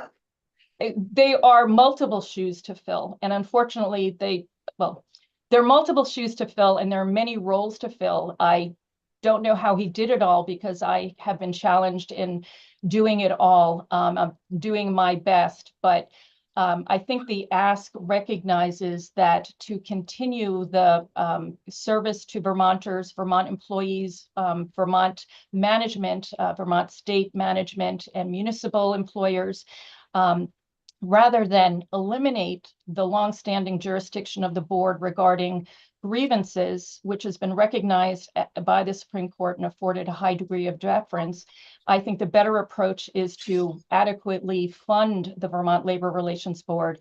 So a number of the tasks that I do can be shared by others. Let me just quickly summarize, and I was not able to reduce it to writing before I came today. I can do it and follow up with you next week, just a breakdown on what would be helpful for the Vermont Labor Relations. With this ask. Great. If you'd summarize, and then I know we have one question from David. Okay, so what would be helpful, what would be needed would be another attorney position. Yeah. I basically handle everything from soup to nuts. I handle conducting investigative hearings on unfair labor practices.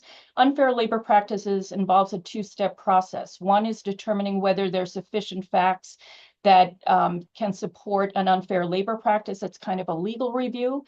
And in doing that, I often meet with or conduct an investigative hearing or meeting with the parties to kind of flesh out some of the details that may be needed for the board to make that initial determination.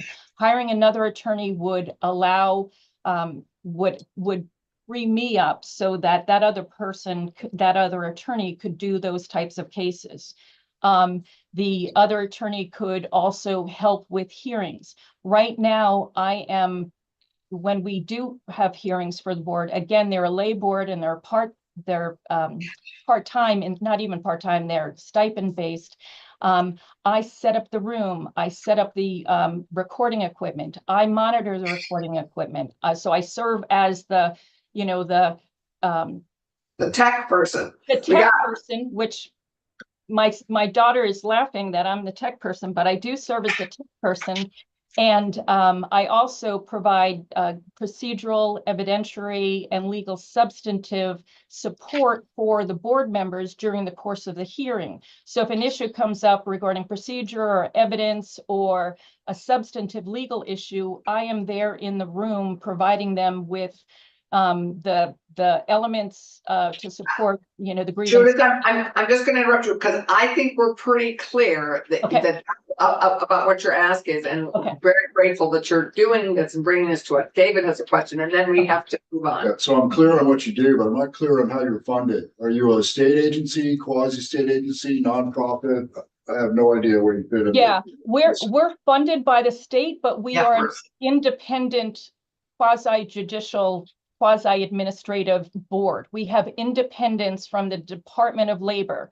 We get a lot of calls for people looking for the Department of Labor, but we're not associated with the Department of Labor. We're independent because we adjudicate cases involving the Department of Labor or involving the Department of Human Resources or the various departments within state government. So, Department of Corrections, Human Services, Veterans Affairs. We adjudicate cases involving those folks. So we need to be independent of them. So we're on our own. But funded by the state. You're in the state budget. Absolutely. We don't have an independent source of funding. It's all general funds that we rely on. So we're looking for, I'm sorry. No. And you made this case as the budget was being developed, and this was not included. The choice was not to include this in the governor's budget. Right. Yeah, the administration did not include it as a recommendation, correct? Right. So that's why we're considering. Great. Yes, and again, the elements are so in addition to the full-time attorney position, which borrowing, I think I underfunded what I might pay a full-time attorney, but with benefits and insurance and all of the other associated benefits, approximately could come up to about $150,000 for one full-time attorney taking advantage of the state retirement system. In addition to that, it would be helpful to increase the per diems for our board members. Right now, and I'll let your committee know, and so that you can let anyone know, the board is looking for 2 neutrals to serve on the board. I'll just put aside that plug. So if you know anyone, make a recommendation. Right. So in your written testimony that you sent us, would you be kind of to break down the 250, because it sounds like 150 is for the lawyer. Yep. And an additional 100,000 is for additional per diems. It would be approximately 15 to 20,000 for additional per diems, and then a part-time, either expanding the clerk position or an additional part-time position to handle legal support position to handle updates to the website and help develop and maintain our case management system. The Vermont Labor Relations Board for 40 years used a legal pad to maintain its case management. When I came here, I started to move it into an electronic filing, electronic system, but we need a separate a case management docketing system to support that. That would increase our ability to get cases out faster. And I just wanted to address something before I go, because I think folks have heard it in other contexts. I do acknowledge there's a backlog.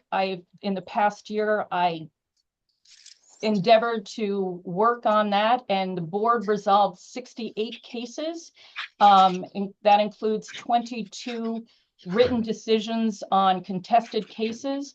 We also issued 18 certification of union representation cases. So I can talk a little bit more, answer questions. I think what we need to be clear on is what your need is. I don't think any of us have any doubt about the workload. Okay. So I think that I think what would be really helpful is to have a further breakdown of what the need is and where you're allocating that. So that was very helpful, that little bit. We have to pivot, and I'm going to ask Mike. So Judith, thank you very much. Anything further, committee? Okay. I think that would be helpful if you could send that. That would be great. And we're going to thank you, and we're going to pivot to, I'm going to ask my committee. I know our two committee members who are remote today are able to do breaks if they want. Can we just do blue breaks as we need? And we're going to Sophie, we're just going to keep going, I think, if that's okay. Is that okay? That's fine. Okay. Is that okay, David? Great. So we're going to, because we have, for good reasons, lost 15 minutes, we're now going to only have lost 5 minutes by not taking a break. Okay, great. Is that okay? I apologize, but I think we have to do that given how our tight is. And one of my jobs is really to manage our time frame. So we are going to turn to, a committee bill proposal, which is 652, which is the compensation of workers' comp bill and the prevailing wage. There's a whole bunch of things in here, and we're going to begin with Kelly. I think is Kelly. Oh, you're behind me. I'm sorry, I didn't even see you sneak in. Great. So we have an overview. Our committee, you have on your summary sheet, Sophie's summary sheet on 652. I have a question.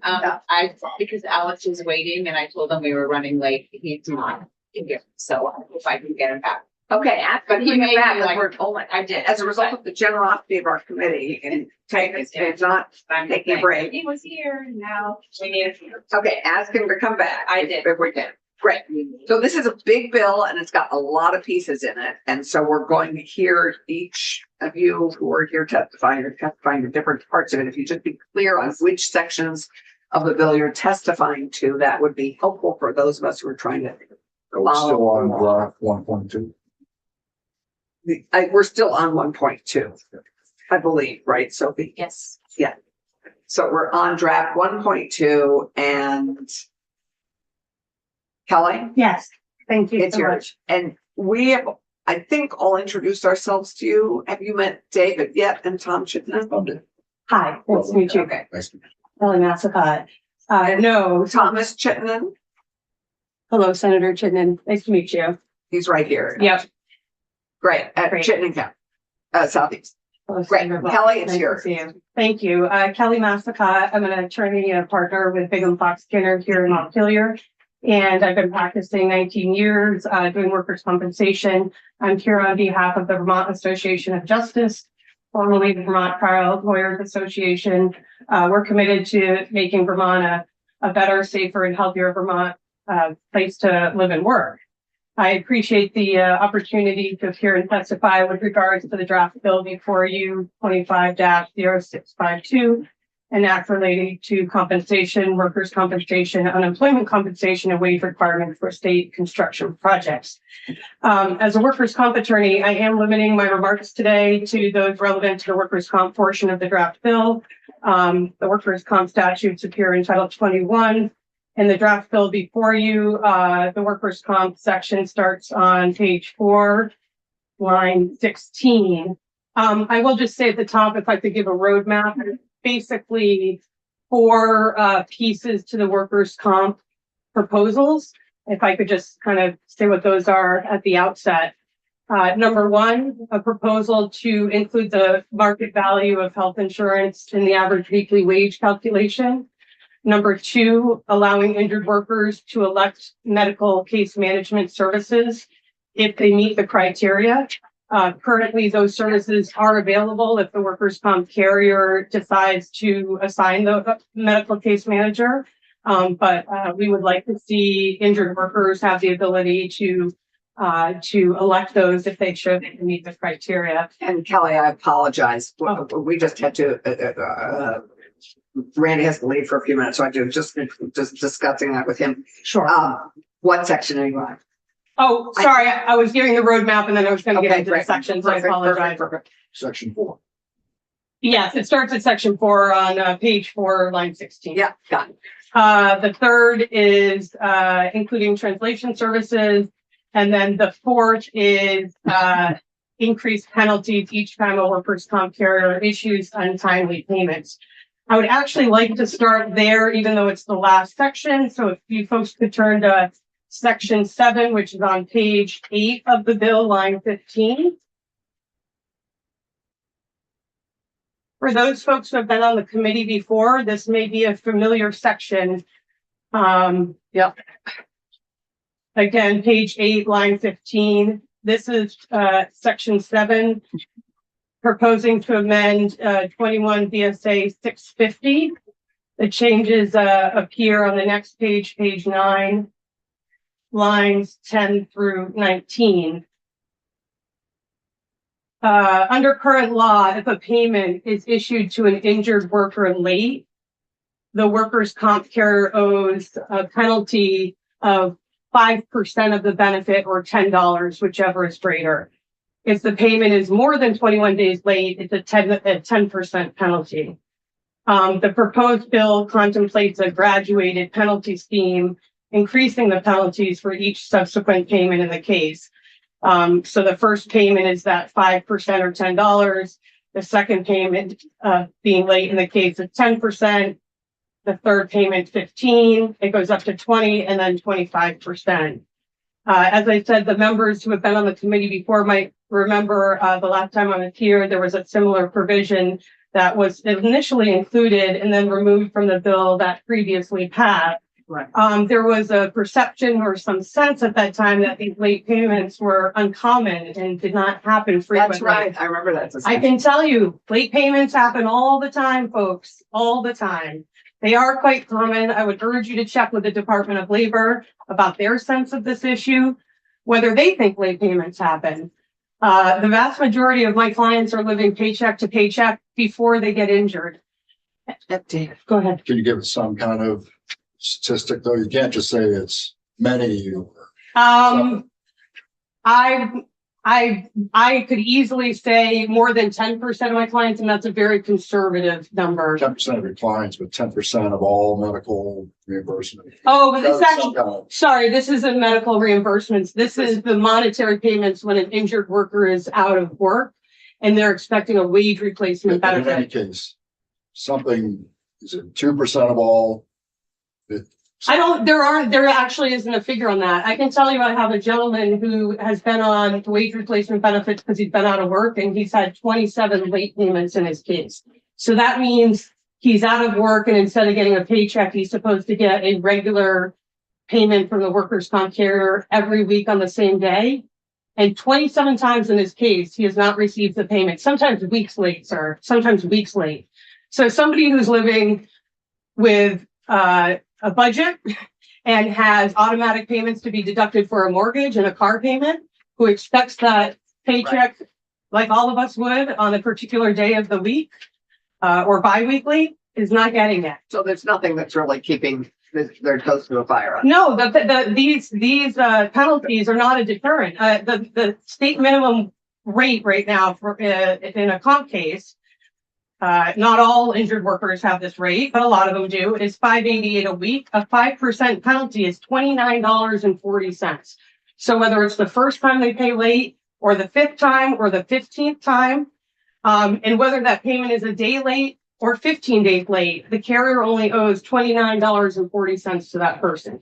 We all know what bank fees are if somebody is overdrawn. It doesn't even begin to cover their bank fees in that situation. Right. The current penalty scheme is not a deterrent. And what I would say is, if this really is uncommon, as the insurance industry claims, then what are they afraid of with having this penalty scheme out there? If they are paying on time, then they're not going to pay these penalties. I would ask you to talk to the Department of Labor. Yeah, about this I was issue. going to say, doesn't DOL have carry some to do?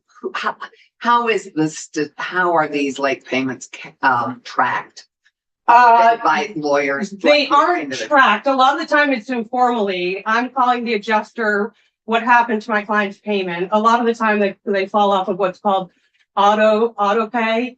Maybe somebody's injured and they expect them to be out of work 9 months. So they set the schedule to pay them for 6 months and then look at the medical to make sure that they need to continue to be on. The adjuster doesn't get it in time, but they're overworked. They don't look at it soon enough, and the person falls off of auto pay, and then they don't get their payment until I'm bugging the adjuster. So a lot of the time it's not even happening where the Department of Labor realizes that there's a late payment.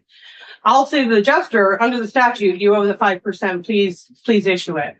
Right. When it's really egregious, we are going to the Department of Labor, because we're sometimes asking for attorney fees, or sometimes asking for, they're refusing to pay the penalty, or it's happened many times that there's several weeks of penalties due. But I do think the Department of Labor is becoming more aware of it, because it is happening more often, and there are more people, more unrepresented injured workers, and more attorneys going to the Department of Labor and making them aware of it. Okay. I can tell you, though, there are not hard statistics. I can tell you that. Yeah. No, there are not hard statistics. I certainly could take a query of colleagues, though, and ask out of the. I think it would be helpful just to get us a notion, because we obviously like Absolutely. debate. But we actually, in all fairness, we heard this as a big problem 3 or 4 years ago. When last time we addressed this, when Michael was the chair. Yes. I think Michael Strodman was still chair when we did that. Oh, that was before my time. I didn't testify when he was here, but 2 years ago when I was here, it was dropped out. So it has continued to be a problem. Yes. Yep. Okay, great. I'll move, going. because I know I don't have a lot of time. Our time is sadly tight. Senate is really constricted on time. Absolutely. So going back to the beginning of the bill, sorry, I just wanted to get to that one first, because that was that is a repeat from previously. Section 4 of the bill, which is on page 4, lines 1 through 6.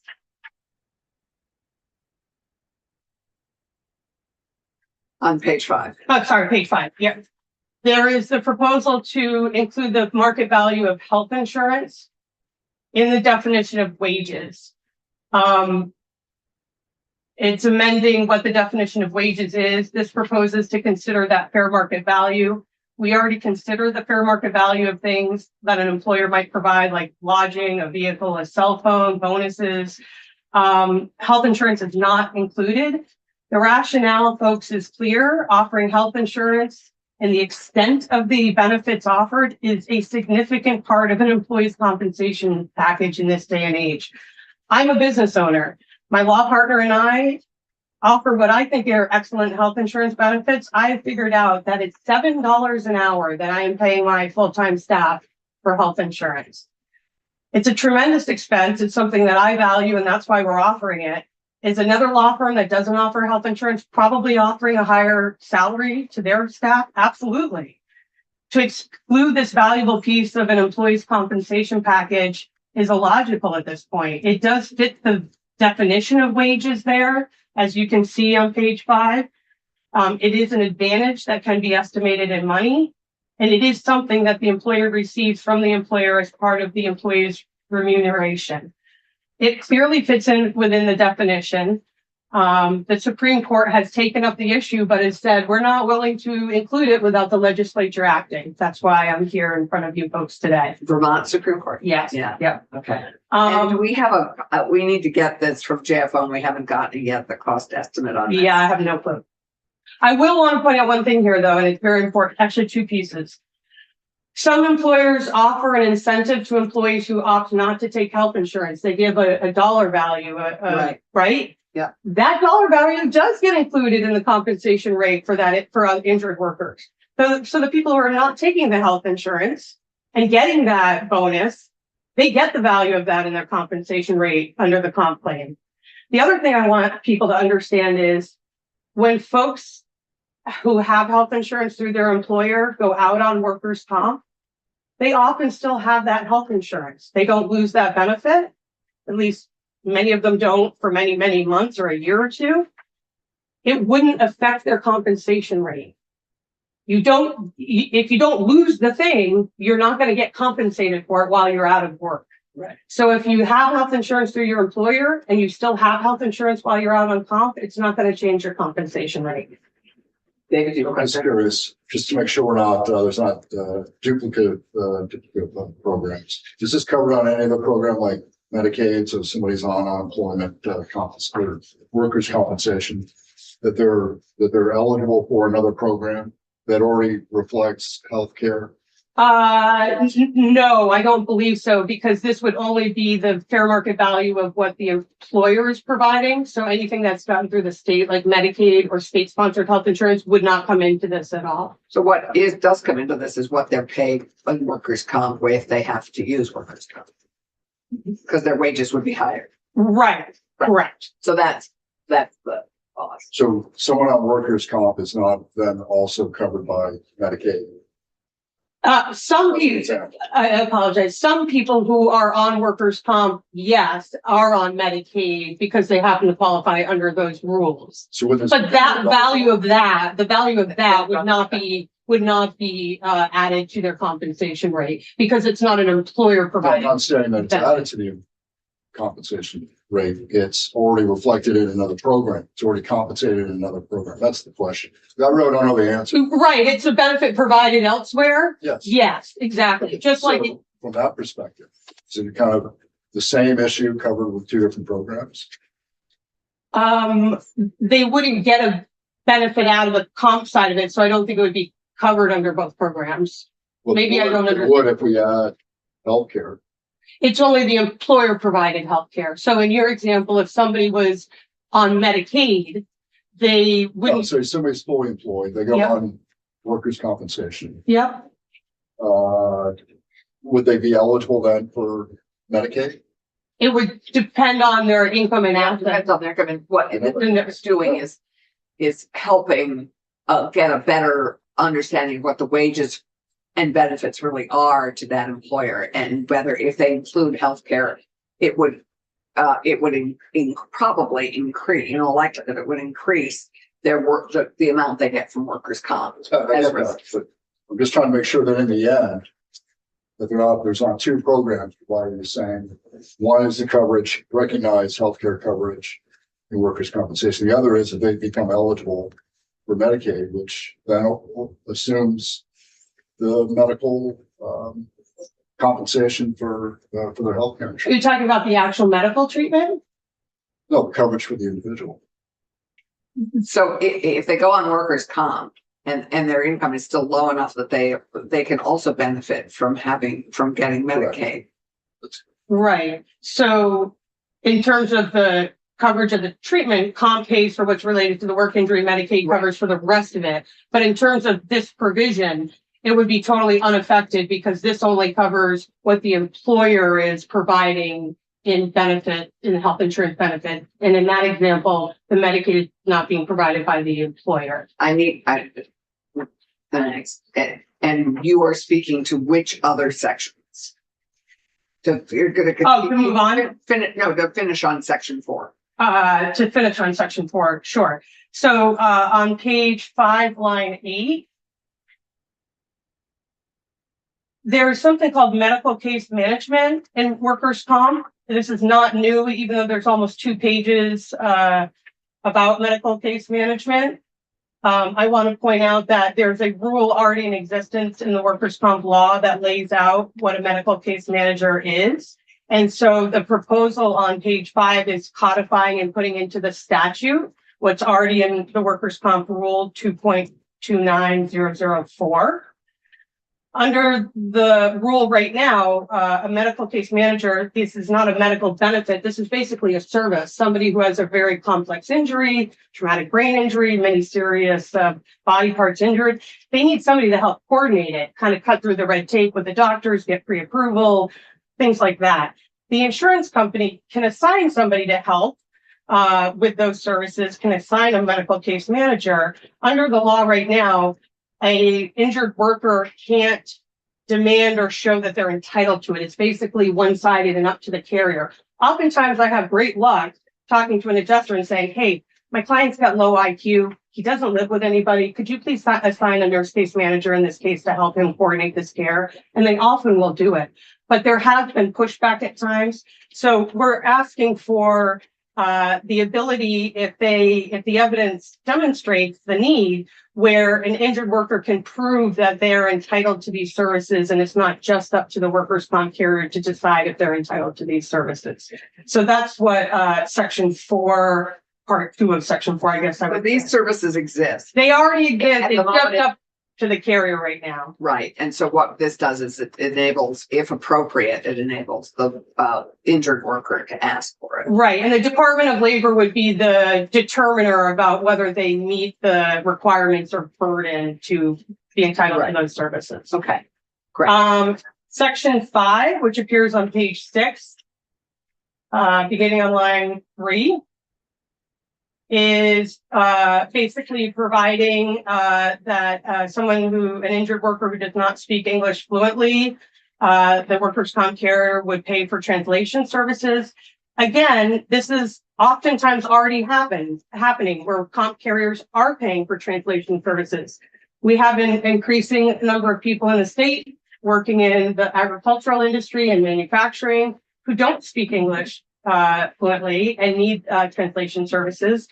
We already have carriers agreeing to pay for this. Every once in a while, we're getting pushback. So we would like it in the law that carriers do have to pay for these translation services when necessary for an injured worker to effectively participate in the medical recovery and claims process. So that's section 5. And then getting to section 6 of the proposed bill, again on page 6, line 10. This goes back to the medical case manager issue we just talked about. This is just the process by which the injured worker would ask for pre-authorization or pre-approval for these services. From the Department of Labor. Right. All of this language, and this is where I meant to say the 2 pages of language, all of this language already exists in the law relative to medical benefits. It's just been mirrored here for these services, for medical case management services.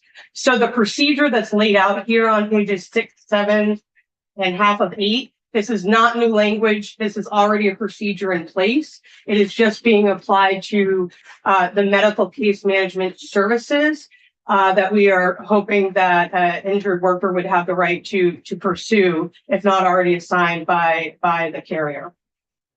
And then lastly, we're back to section 7, which again is that penalty section that we started with. Yeah, those are the sections. Sorry, I really sped through that. No, it's sadly that I appreciate. I would love to get you folks some data on the penalty issue because I do think that's very important for you to see. I've been doing this 19 years. I tell you, it is an increasing problem. It is happening more and more. And as people's pocketbooks are getting tighter and tighter, it's well, and I think also as more and more people have direct pay, yes, it becomes an increased problem. The delay that used to happen with writing a check and knowing you had the time in the mail, it's not happening. And these people who do have these automatic debits happening out of their accounts. People are trying to be responsible. Even people who are living paycheck to paycheck are still responsible folks for the most part, who have it set up that they're covering all their bills until they have a hiccup like this. Imagine going 2 weeks without a paycheck and the remedy is $29.40 or something like that. Right. No, I hear you, and I think it has been exacerbated by the speed with which collections are happening in automatic phase. Yeah. Okay. Kelly, thanks. And if you could get that, and if you could get any more statistics on other lawyers, and if we could get it from the Department of Labor, Rowan, you're still here. If we could get anything that sort of documents the increased number of late payments, that would be helpful. I have since 2 years ago been urging my colleagues to be contacting the Department of Labor more about it. Again, a lot of the time it is happening, just directly to the adjuster. That was a late payment, issued at 5%, but we do believe the Department of Labor is more aware of the situation now. Yeah, great. Thank you. And we passed. I feel like we passed 2 years ago. Yeah, the penalty portion came out, but it passed. There was a bill passed. Right. We have this committee. We passed it. So yes, thank you. And if there's further information, if I misunderstood that question, I'm happy to chat further about that. Thank you. Great. And we have your email, and you'll get us as much, and you and Rowan, we hope will get more data to us. Thank you all. Well, thank you. Alex Potvin, we apologize. We've tried to stay on time, but too much substance, too little time. What can we do? And it's all been useful. So thank you very much for your patience. We appreciate it. Thank you, everybody in the room, for your patience. We're not as far behind because for a bunch of reasons. Anyway, Alex, it's yours. And were you here when we all introduced ourselves? We have two committee members working remotely today. Okay. Senator Hinsdale and Senator Thomas Chittenden, but you've got Allison Clarkson here, Windsor County, and Dave Weeks, Rutland County. Nice to meet you all. Thank you. Lovely to have you. Tell us what sections you're going to be speaking to. So I'll be speaking on section 11, which is the proposed amendments to the Capital Construction Act. Great. Is that prevailing wage one? Correct. Section 11. Great. Thank you. So good afternoon, members of the committee. Good morning. Don't rush us. If it was afternoon, we'd be sadly adjourned. If you've been up since 4 with your kids, then it's the afternoon already. So like I said before, my name's Alex Potvin. I'm a lifelong resident of Vermont, and I've been afforded the opportunity to grow up and raise a family here in our state. And I've been afforded this opportunity largely because of the benefits afforded to me by my union membership and security that's offered to me because of a collective bargaining agreement. I'm a 19-year member of the Vermont Plumbers and Pipe Fitters Local 693. And for the last 5 years, I've been an appointed organizer for Local 693 and the New England States Pipe Trades Association. Since my time in my current position, I've taken a very invested interest in not only the members of my local union, but all the people employed in my respective trade. Through this position, it has given me a unique insight to the intricacies of not only collective bargaining, but as well as state prevailing wage laws within our state and the surrounding states in New England and the Northeast in general. The purpose of my testimony today is to speak in support of the proposed amendment to the Capital Construction Act, which is Section 11, as I stated earlier. When the Capital Construction Act was first enacted, the purpose of it was to make sure that employers were paying fair wages to tradespeople who were working on state-funded construction projects. By and large, the legislation has succeeded in this regard. But it only works if the contractors are willing to follow the rules. And essentially what we have now is an honor system. Because there's no means of enforcement other than workers to self-report any violations by contractors. This is a flawed method in my eyes for 2 reasons. One, the workers are typically unaware of the rules that surround prevailing wage work. And these workers are usually unaware if they're really being taken advantage of at all. This was my experience just recently with an individual whom I helped with a wage and hour claim. This individual was working for a public plumbing and mechanical contractor right at the State House, and was not only not being paid the appropriate wage, but was also misclassified as a helper, instead of being labeled as a journey person or registered apprentice. And two, even if the workers are aware of the rules surrounding prevailing wage, a lot of them are scared to self-report for fear of retaliation from the employer. By requiring certified payroll, excuse me one sec. So by requiring certified payroll, this would hold every contractor and subcontractor accountable for the appropriate wages to be paid. And in case of licensed trades, that all apprentices are registered with the state and classified appropriately, as well as some contractors not abusing the helper designation, as in the case I stated earlier. While prevailing wage laws are commonplace in our country, among many states, especially here in the Northeast, what also would typically be included in the prevailing wage language is certified payroll. Of the 6 Northeastern states that have prevailing wage laws, only one does not include language for certified payroll, and Vermont is the outlier that does not include that language. The other part to the proposed bill that I want to speak on would be the standard for which the pay rates for trades are calculated. Again, 6 of the states I previously mentioned that use prevailing wage language use collective bargaining agreements for these respective trades as a standard for setting pay rates. Vermont, again, is the outlier. To use local CBAs or CBAs or collective bargaining agreements to set the standard for labor rates, this would do away with the need to perform wage and hour surveys, likely cutting down on some administrative costs that the state incurs to perform said surveys.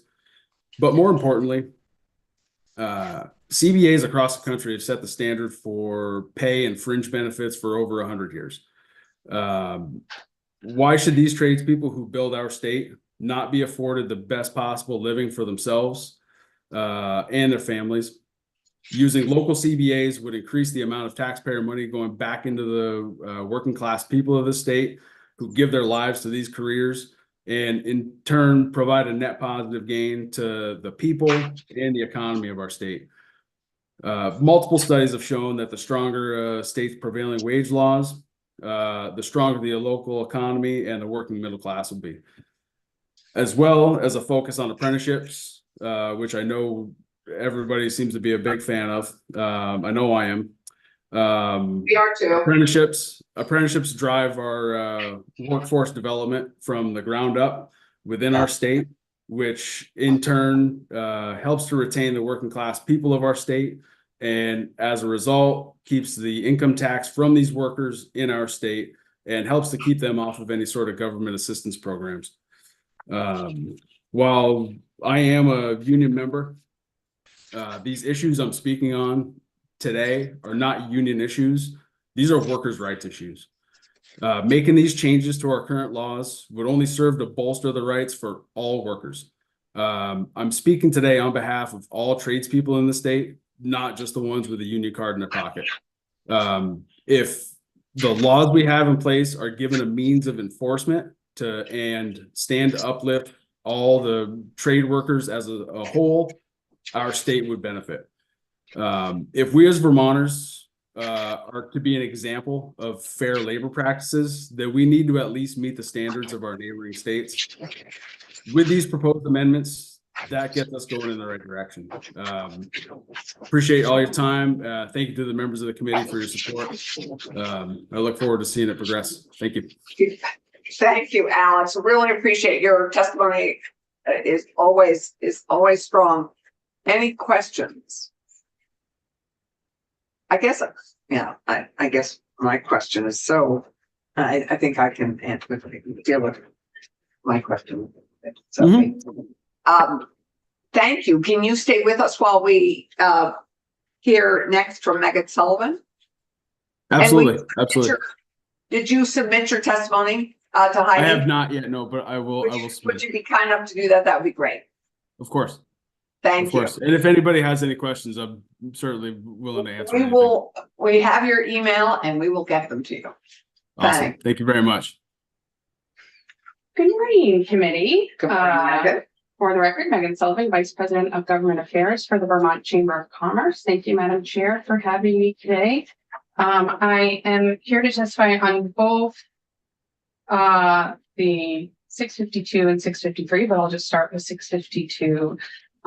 This morning, I'm going to submit written testimony, and I have some sort of overarching themes in there, which I will skip for brevity's sake now, but just to say, I hope when we think about all of these proposed changes, we can think about them not only individually, but the cumulative impact that this level of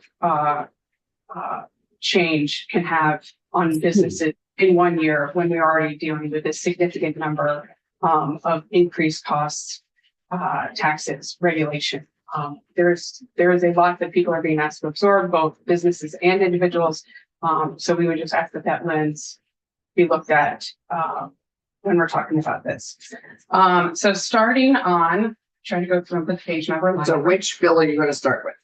The one we're just. The one we're on right now. Okay. Yeah. 650. Yeah. I can also do 653, but I know that Village Council was going to do a walkthrough of that first, so I can wait until later to do that. Whatever your preference. Okay. Actually, I think we have done a walkthrough of 653, haven't we? Not a formal one. Not a formal one. It's sent to Roman stuff. Right, that's right. So we're going to do that and then we'll go. Okay, great. So I'm not going to go through everything, but just some of the areas where we have some questions or concerns that we'd like the committee to consider and maybe get some more information about. Page 2, line 19.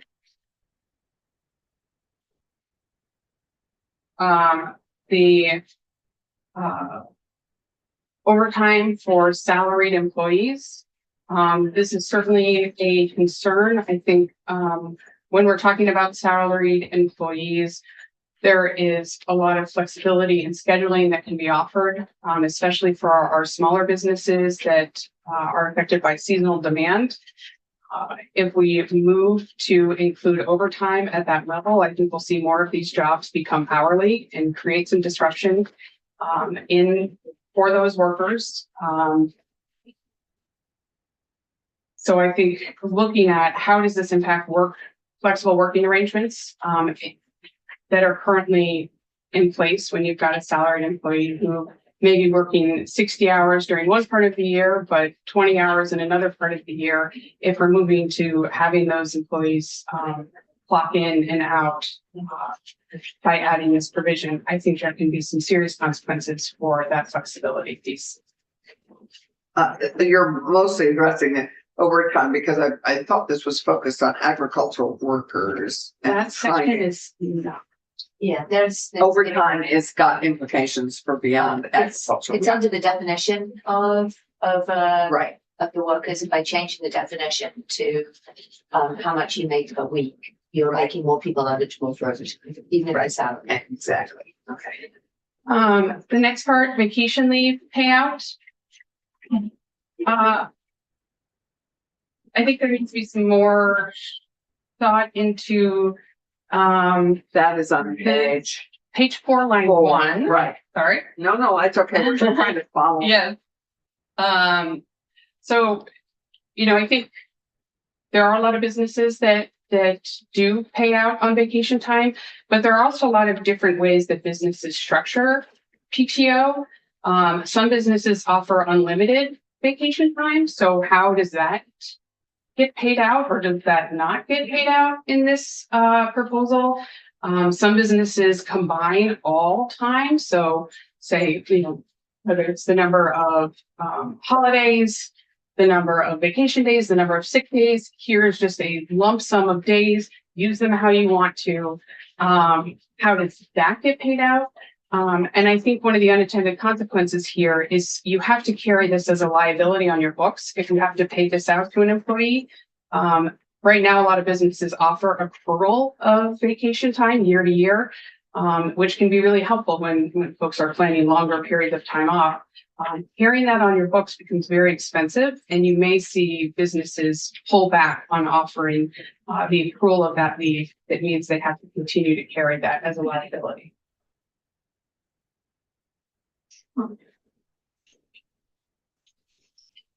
Page 5, line 1.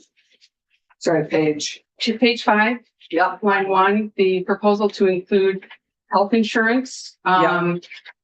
This is going to have serious cost implications, and I think we certainly will need a fiscal note, a lot of information, on what the cost is going to be. It's page 5, line 1. It's the workers' comp inclusive we were just talking about with Kelly. And we'll get that we need JFO and BOL estimate. So we've seen double-digit increase in commercial health insurance for 3 years now. Last year was a 19% increase.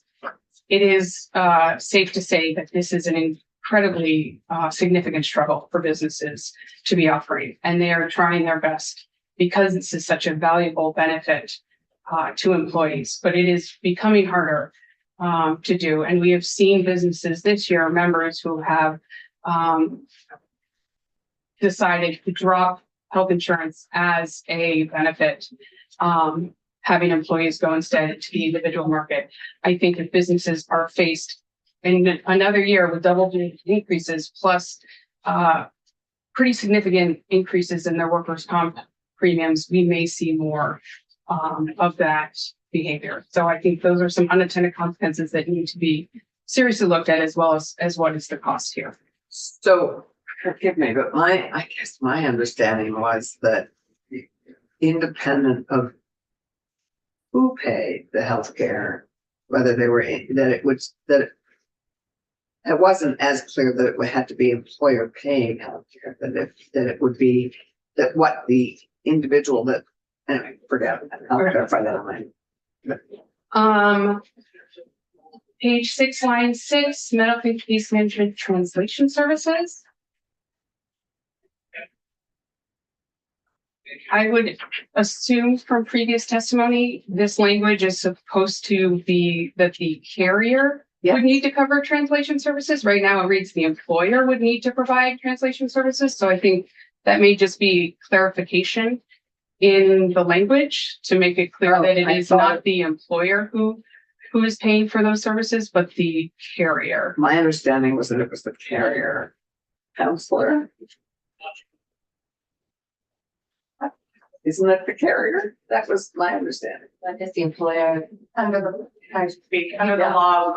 When it says employer, it means carrier under the law. They're used interchangeably. It doesn't mean the carrier under the law by default. Okay, yeah, excellent. Yeah, that's what we picked up on.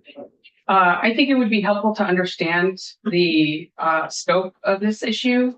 It is in the best interest to get folks that are injured back to work. And so my understanding is that if somebody needs translation services, they are offered those translation services because that helps speed up the recovery in the medical practices. So, if this is an issue, it'd be helpful to see some information on how prevalent this issue is of people not getting these services. On the other hand, if it's required, I think it then should be, all this is doing is codifying it, I think. So that it's just codifying something that already exists. So I think it's essential that everybody understand what the problem is and the worker needs to be able to communicate. So yes.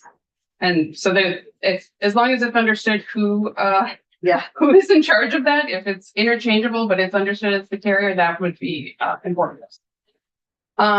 Skipping way ahead, page 18, line 3. So I will let others with more direct involvement in the construction world, if they choose, speak to the prevailing wage piece.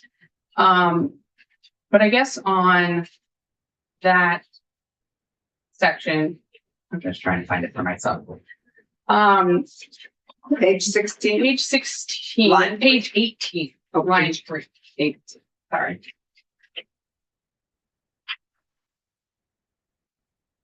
Oh, beginning number 3. Yes.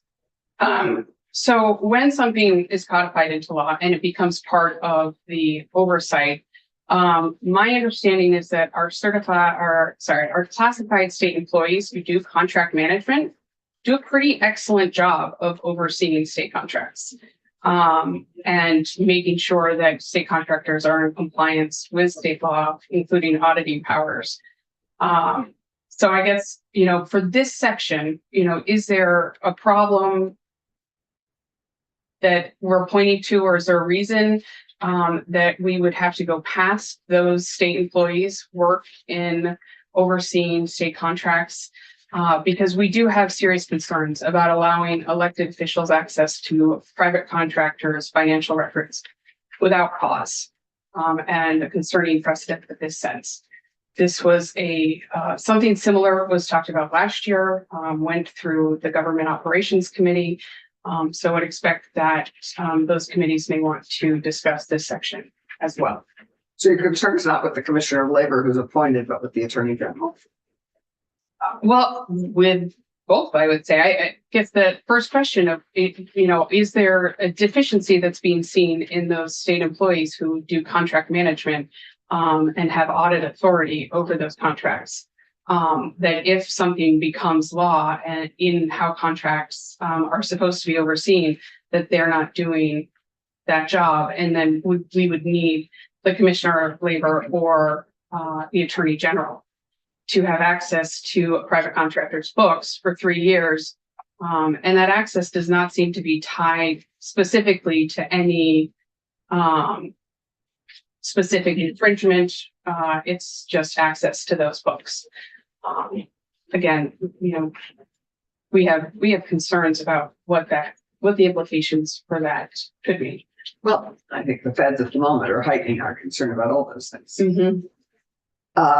And I don't know, Alex, do you want to speak to that? Yeah, absolutely. So the concerns are kind of like what I just stated earlier. The case with the individual that I had spoken to, because there's no means of reviewing any of the wage and hour that's being submitted by the contractor or being paid by the contractor. There's also no means of enforcement other than a self-reporting by somebody who may or may not know the laws. That's the concern, and that was the case that I had with this individual. And if there's one, there's got to be more. And I can speak to several more of individuals that I've spoken with that were actually scared to report because they didn't want to get fired. But I'm not talking about section 2, that the records will be submitted to the state agency overseeing. That I'm not speaking to. I'm speaking to the next section, that all of those records would be available for 3 years to the Commissioner of Labor or the Attorney General upon request. Well, I mean, they get submitted there anyway, correct?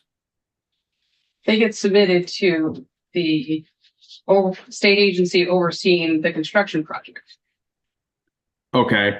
And I don't see where having another official that has some oversight having access to these records would be a downfall or a detriment.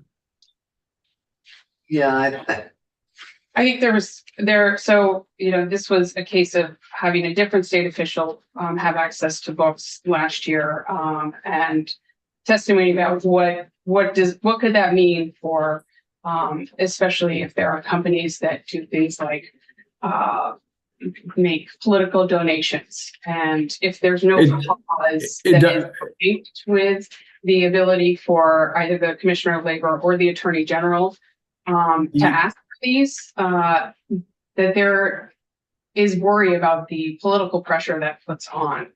The only thing that should be made, public record would be the the wages and benefits that they're paying to these workers that are working on these projects.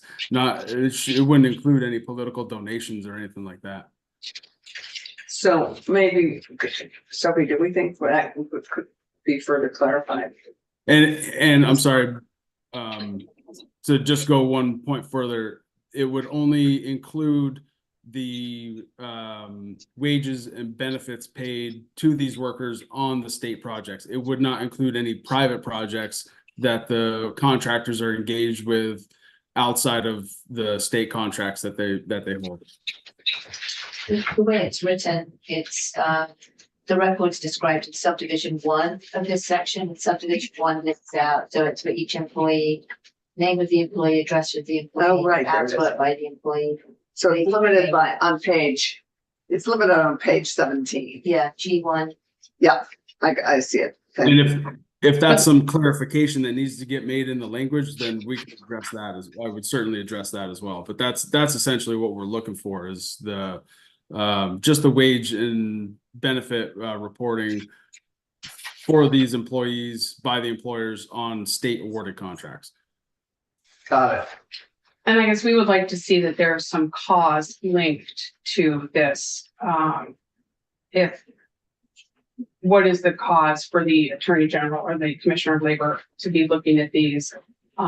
If it's beyond what the classified state employees who oversee these contracts. So the reason for why we're adding DOL and AG.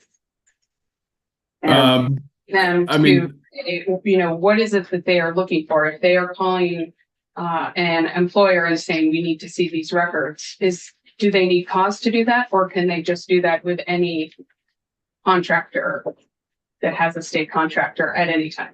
So I'm going to turn to Rowan because there is a representative of the Department of Labor here. Do we have any reason for why DOL was included in this? I mean, I understand DOL maybe even, well, I actually can understand both.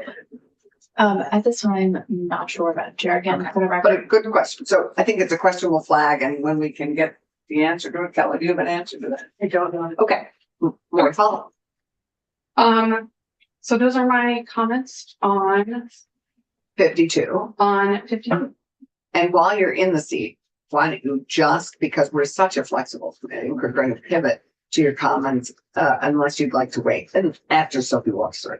Whatever your What was it? Let's wait until Sophie walks through. Great. Thank you. Thank you, Megan. Kristen Calver, you're on Zoom. Welcome.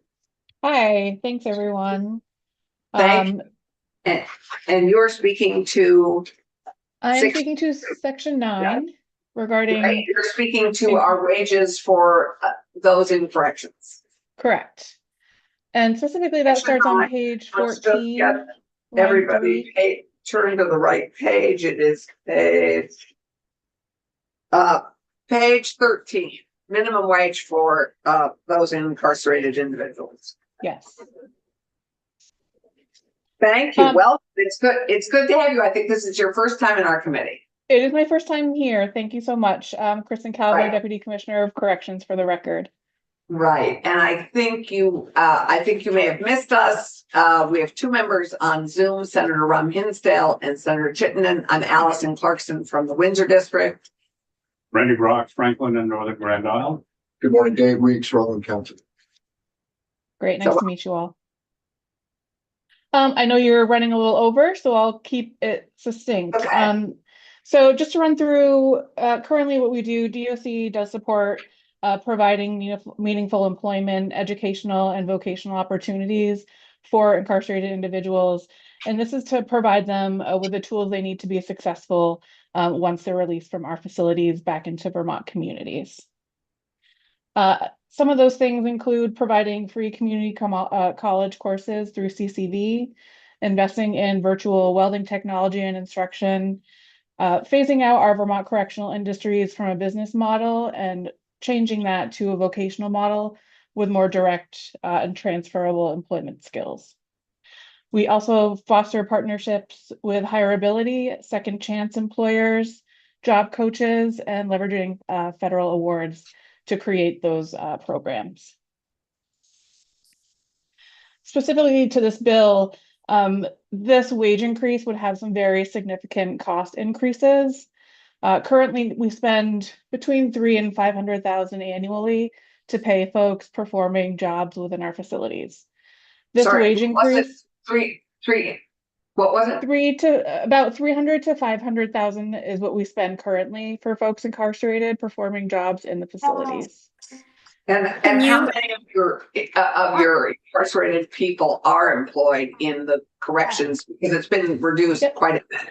So how many are currently employed in your? We pay roughly 79 to 80 folks each pay period. And we do pay those folks on a similar pay period structure as state employees. So there's 26 pay periods in each fiscal year. I was going to ask how much they get paid. Yes, that was my next question, but Keisha has asked, how much are they paid? And I just want to clarify to my previous statement, that's an average number of people per facility. Right. We pay. And jobs range, I think the lowest job, and we pay a daily rate from $1.50 up to $9.50 per job. Per hour? It's a daily rate currently. So they're paid $1.50 per day for some jobs? Yep, and up to $9.50 per day. Whoa. Okay. Is there any requirement that an inmate pay for the cost of incarceration? There is not. And so food and other kinds of services, medical care and so on is provided for free? Correct. Sounds like a benefit. Hardly for free, given everything else that they're Sure. Free to them, not for us. Sure. Our perspective is the wage that we pay now is to incentivize participation in those pro-social activities and not necessarily to pay them for the employment. And so then to speak to costs about what changing to minimum wage would be, we've estimated that would be between $8 and $12 million for the wages alone on an annual basis if we move to paying the minimum wage rates. This does not include.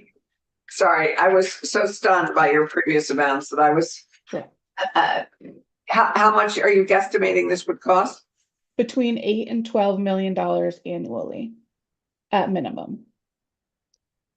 And this is just the pure wages. It doesn't take into account an additional workers' comp liability package we would likely have to maintain, employer taxes, benefits, and anything else included in that. And Kristen, what's the average length of stay for your incarcerated individuals? That really varies. We can follow up with that. I don't have it at my fingertips right now. Right. Sorry, keep going.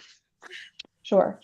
So other implications are security concerns with individuals having that much money accessible to them.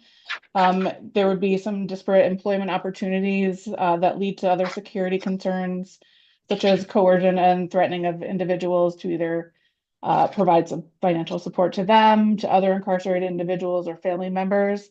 It also significantly increases the staff liability of maintaining those funds on behalf of the incarcerated individuals. Madam Chair. Yes, Keisha. Hi, sorry. I certainly didn't contemplate that they would get the money while incarcerated, that they'd be able to access that. I understand there's probably still concerns. I guess I'm trying to understand two things. One, how much does it cost for them to purchase basic commissary items? Right. And how, and I guess my other question is bigger. I'm hoping you can address in your testimony since we're short on time, but how it appears there's critical worker shortages in our correction system. And can they perform jobs like in food service, maybe custodial, laundry, that help keep the prisons running with such critical staff shortages? Mm-hmm. Great questions. Commissary ranges depending on the types of good. If they're looking for snack items, they can purchase all the way up to certain clothing items. We can certainly provide the committee that listing of offerings if it's helpful. Yes, Folks, that would be great. sure. They do work in food services currently and custodial positions within the facilities. There's a large range of those in varying degrees, up to special diet, baking, cleaning in units and admin areas. So they are, and I can also provide the list of jobs that we offer as well. So there's a pretty broad range of jobs that people are performing currently. And those are jobs that they're being paid for in the $1 to $9 range? Yes. Yep. What is on the higher end of that range versus the lower end of that range? Certainly. So the higher end of the range are specialty jobs, specifically with baking and food related specialty diets, like I just mentioned, and also our peer coaching program. The lower end, let me just pop into my spreadsheet here. So that's the $9.50 a day range? Yep. Some of the lower paying jobs are in the custodial range, facility cleaning, mopping, and things of that nature. Anything else, Keisha? My daughter turned on her horse that sings really loudly. So no, I am okay. Okay. Chris, yes, Randy. In terms of the wage rates that are paid to inmates now, how did those rates arise? Are they based on the states? Are they based on some schedule or plan, or where did they come from? Sure. I can send in that document that I'll forward you all. It does provide kind of a job description, as well as things that we might assess to apply a certain wage, like exposure to biohazardous materials, things of that nature. These are pretty similar to national wages. I think what we found is that we pay more for several opportunities in comparison with other states. But these were established long before me. I think COVID really allowed us to look at sort of cleaning specifically and increase some of those within what our financial needs are currently. But that's generally how we assess. In other words, are these rates consistent with or in the same range that you see other states paying inmates? Yes. And when was the last time they went up? Certain jobs during the COVID era, like I spoke about, did go up. Newer jobs as they come on board, like our peer coaching within the last couple of years. But prior to that, they've been pretty standard jobs in laundry and things of that nature that haven't changed dramatically in recent years. Okay. Well, once you finish, sorry, we're full of questions, which is great. That's all I have for you, actually. So there's a lot more detail in the spreadsheets that I'll send that might answer your questions previously, but that would be great. So have you finished your testimony? Yeah, I'm all set. Oh, great. Okay. So if you'd be kind enough to send us the commissary rates, the and the spreadsheet that you just spoke about. I have sorry, Keisha. I have one more question. Yeah. Just wondering if you keep track of job placement or help them with job search related on the jobs that they perform while in prison. Can you clarify, you're asking jobs transferable out into the community, or do we placement within the facility itself? I generally mean, where they can get a real wage beyond the facility and, some kind of transition services. Yeah, and I'd be interested in both what you do to help them find jobs before they leave in their transition out, and what you're actually doing to improve the CTE and the career and technical education so that they can leave with a job that pays them enough to keep them out. Because as TJ Donovan always said, a good paying job is the best piece of public safety we could probably ever do. Yeah, certainly agree with that. Our vocational training model, it was more of a business model. So folks were producing goods for, $1 return. to nonprofits. But in the last few years, we've changed that model into a vocational training model. So they're getting jobs, transferable skills that link them out into the community. And part of the staff that are administering those programs within the facility are also linking folks up with jobs once they're released. And we're doing a lot of work with hireability to understand what those job markets are looking for and for opportunities. We've also partnered with some second chance employers like Rhino Foods out in the community and working fields to be able to link individuals with jobs once they're released. Right. So given there is no CTE facility, given that we built the road up to the Springfield prison, where are you doing this training? I know we paid for a mobile unit, I feel like a couple of years ago that was going to go. I feel like we invested in a mobile unit that was going to go particularly to places like Springfield. Yeah, I think that was Act 183 funding. We've done a number of things with those dollars, including purchasing of welders, which are mobile units that can go from facility to facility. So that work is happening in some capacity at each facility. It largely depends on the types of jobs incarcerated folks are interested in and where they will be released to. So for example, Chittenden, where our women are lodged currently, a lot of those women wanted more computer-based vocational opportunities, administrative type work. And so we're focusing more on that type of work for that population. But other than if you could send that, this committee will be dealing with the workforce after crossover in other bills. And so we actually appreciate seeing sort of how 183 is rolled out with you, what's actually being trained, how many, and what kinds of jobs they're getting post as they become alumni of the correction system. Absolutely. Thanks, Keisha. Anything else? Okay. Thank you, Kristen. Forward to seeing the rest of. Were you asking me? Yeah, I was just asking if you had anything else before we signed off with Kristen. No, thanks. Okay, great. Thank you, Kristen.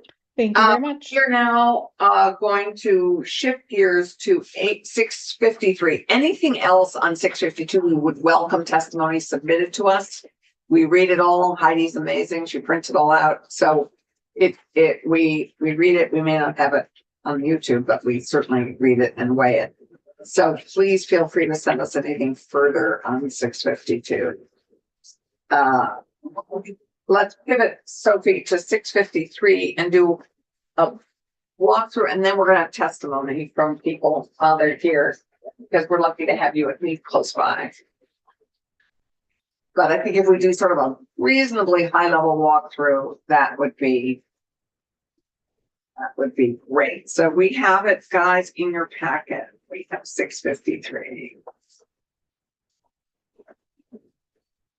So 653 covers 3 specific employment ones. So the first one is establishing a good cause standard for termination of employment. The second is restricting the use of non-compete agreements. And the third is creating a right to sick in the workplace if standing is not required for the job. So section 1 is talks about good cause shown. It'd be an unlawful employment practice for an employer to discharge an employee for other than good cause shown. And then it defines what good cause would be. And essentially it's looking to preclude terminations that are trivial, arbitrary, capricious, or otherwise unrelated to a legitimate business reason.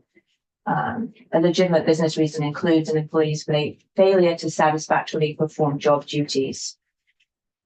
So that's the first one. The second one is agreements not to compete. And this is to restrict the ability of employers to prevent employees, once they separate from employment, from working for other employers for a specified period of time or in a particular area, or doing the same kind of work that they were doing before. And then it lists out things that are not included in that. Like, so for example, an agreement that prohibits the disclosure of trade secrets, you could still have that. Non-solicitation agreements, you can still have that. Right. And then it provides that, and then if you're selling a business or something, obviously that goodwill and all those things that would be protected. the final part of that is notice, so that for existing agreements not to compete, the employer is required to notify each employee and former employee who was a party to that agreement that the agreement not to compete is now void and unenforceable. And the final one is the right to sit. And this is that employers will provide suitable seats for the use of employees, allowing them to be seated whenever it's reasonable, except when the work cannot be properly performed in a sitting position or when seats may reasonably be expected to result in an unsafe or hazardous working condition. And then it has a definition of a suitable seat. Thank you. And how many states? I assume we're an outlier on this, right? But that's just my gut. I did look before because a question came up when we had talked about this bill earlier. So a lot of these right to sit laws were originally driven by protecting women in the workplace. Right. And so Vermont actually did have a right to sit law enacted in 1915 that was repealed in 1969. And that law provided that seats must be provided in mercantile establishments, stores, shops, hotels, and restaurants where women or girls are employed, and the use of those seats must be permitted. And that was, went into effect in 1970. But there are. So it was repealed. So we repealed it back in 1970, but it was focused just on girls and women and the kind of professions that they were involved in at that time. Stuff interesting. Yeah. Any questions on the draft at the moment? We will hear testimony in a minute. Thank you. Who is up first? I think Megan's up first, but she's not in the room, so fine. We were coordinating around me, just jumping in on this. Okay, great. Perfect. And we have not yet had a lawyer. We've been able to get as a witness. Rich Cassidy hasn't been available. And we have a couple other, we've tried three. And so we are still in need of a lawyer who, to testify on the non-compete sections. So Austin, welcome. Good morning, almost afternoon. For the record, Austin Davis, Director of Government Affairs for the Lake Champlain Chamber. I was going to actually be on the calendar for 6:52 as well. I think. Feel free to give us comments on both. Yeah, I think Megan covered most of it really well. I'd like to echo one component that she mentioned and talk actually some personal experience that I share with one of the members of your committee, actually, where I've been on the chair of a board of an organization that had that same similar vacation day payout, actually it's combined time off payout, and it did result in an adverse impact in that employees actually weren't taking time off and trying to bank their time off for the payout at the end of employment. So it actually has a negative impact on employee well-being to some extent, just because you want employees to take the time off they are allotted. And then it has a negative impact on the employer because the employer then carries this liability. And that liability can get very large to the point where when I served as chair, one of the things I did on the finance committee was actually to structure a payment to get us that liability under wraps.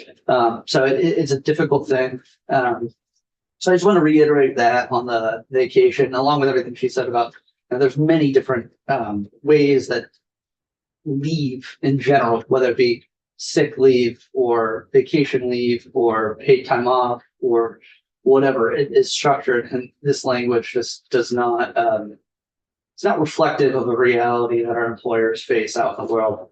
The other component that was not touched on by my colleague that I'm going to touch on only very briefly is just Section 8, the UI expansion.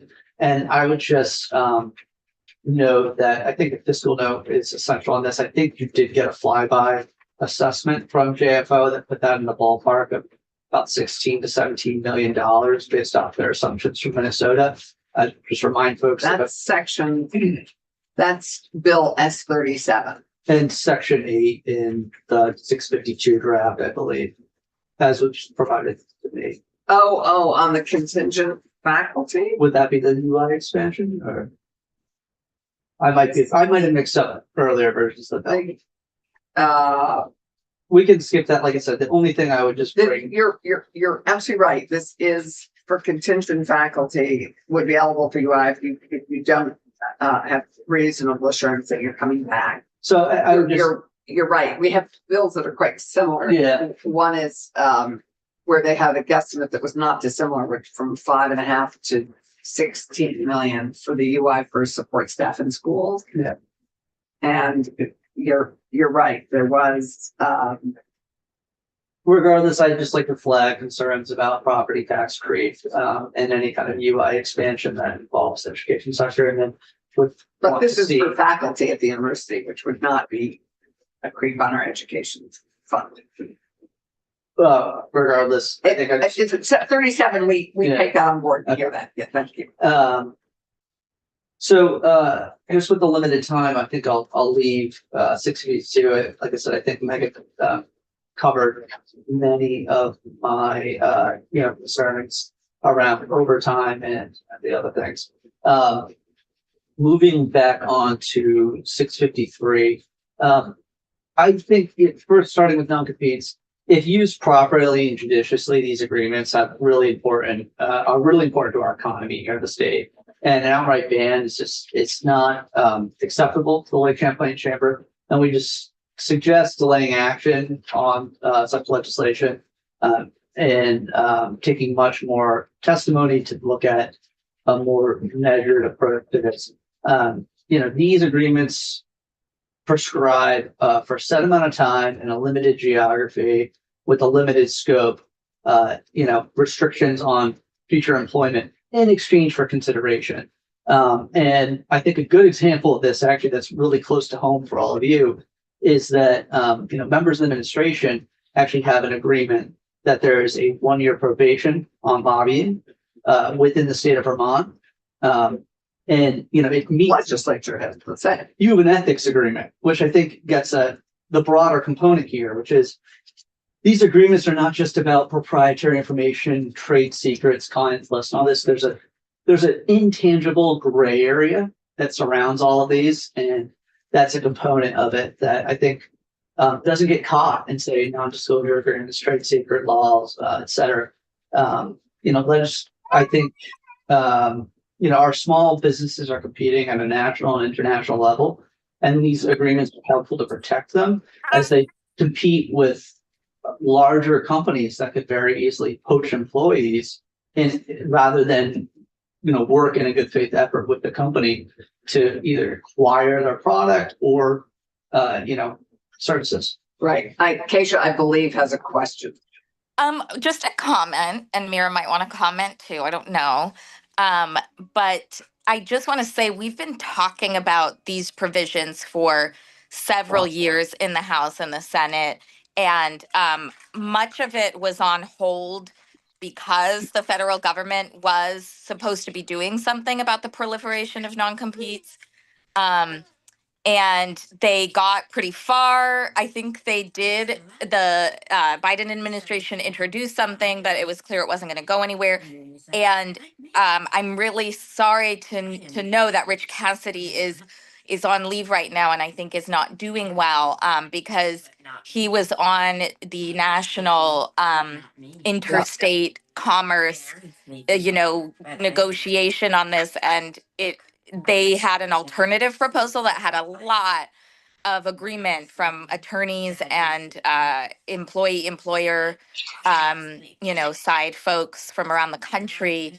So, what pains me is that a lot more people are falling under the proliferation of these agreements, and we were waiting for other action. So I do think we've taken a lot of testimony on them, and every year what we hear is that they're growing. You want to say something? Now we're quiet. Hello, Mira. We're saying hi. Blowing you a kiss. Okay. Senator Ron Hinsdale's correct. The FTC did undergo a process to regulate non-competes. They did promulgate rules that actually came to a ban that ban went into place and was struck down by I can't remember which circuit court, but as overly broad. And so again, it goes back to my point that these are essential components of how businesses function, because there is inside knowledge of a company's strategy, operations, innovations. Without non-competes, that knowledge can be immediately taken to a direct competitor who's an incumbent in an industry, harming original employer, stifling innovation, and really serving to have a winner takes all environment.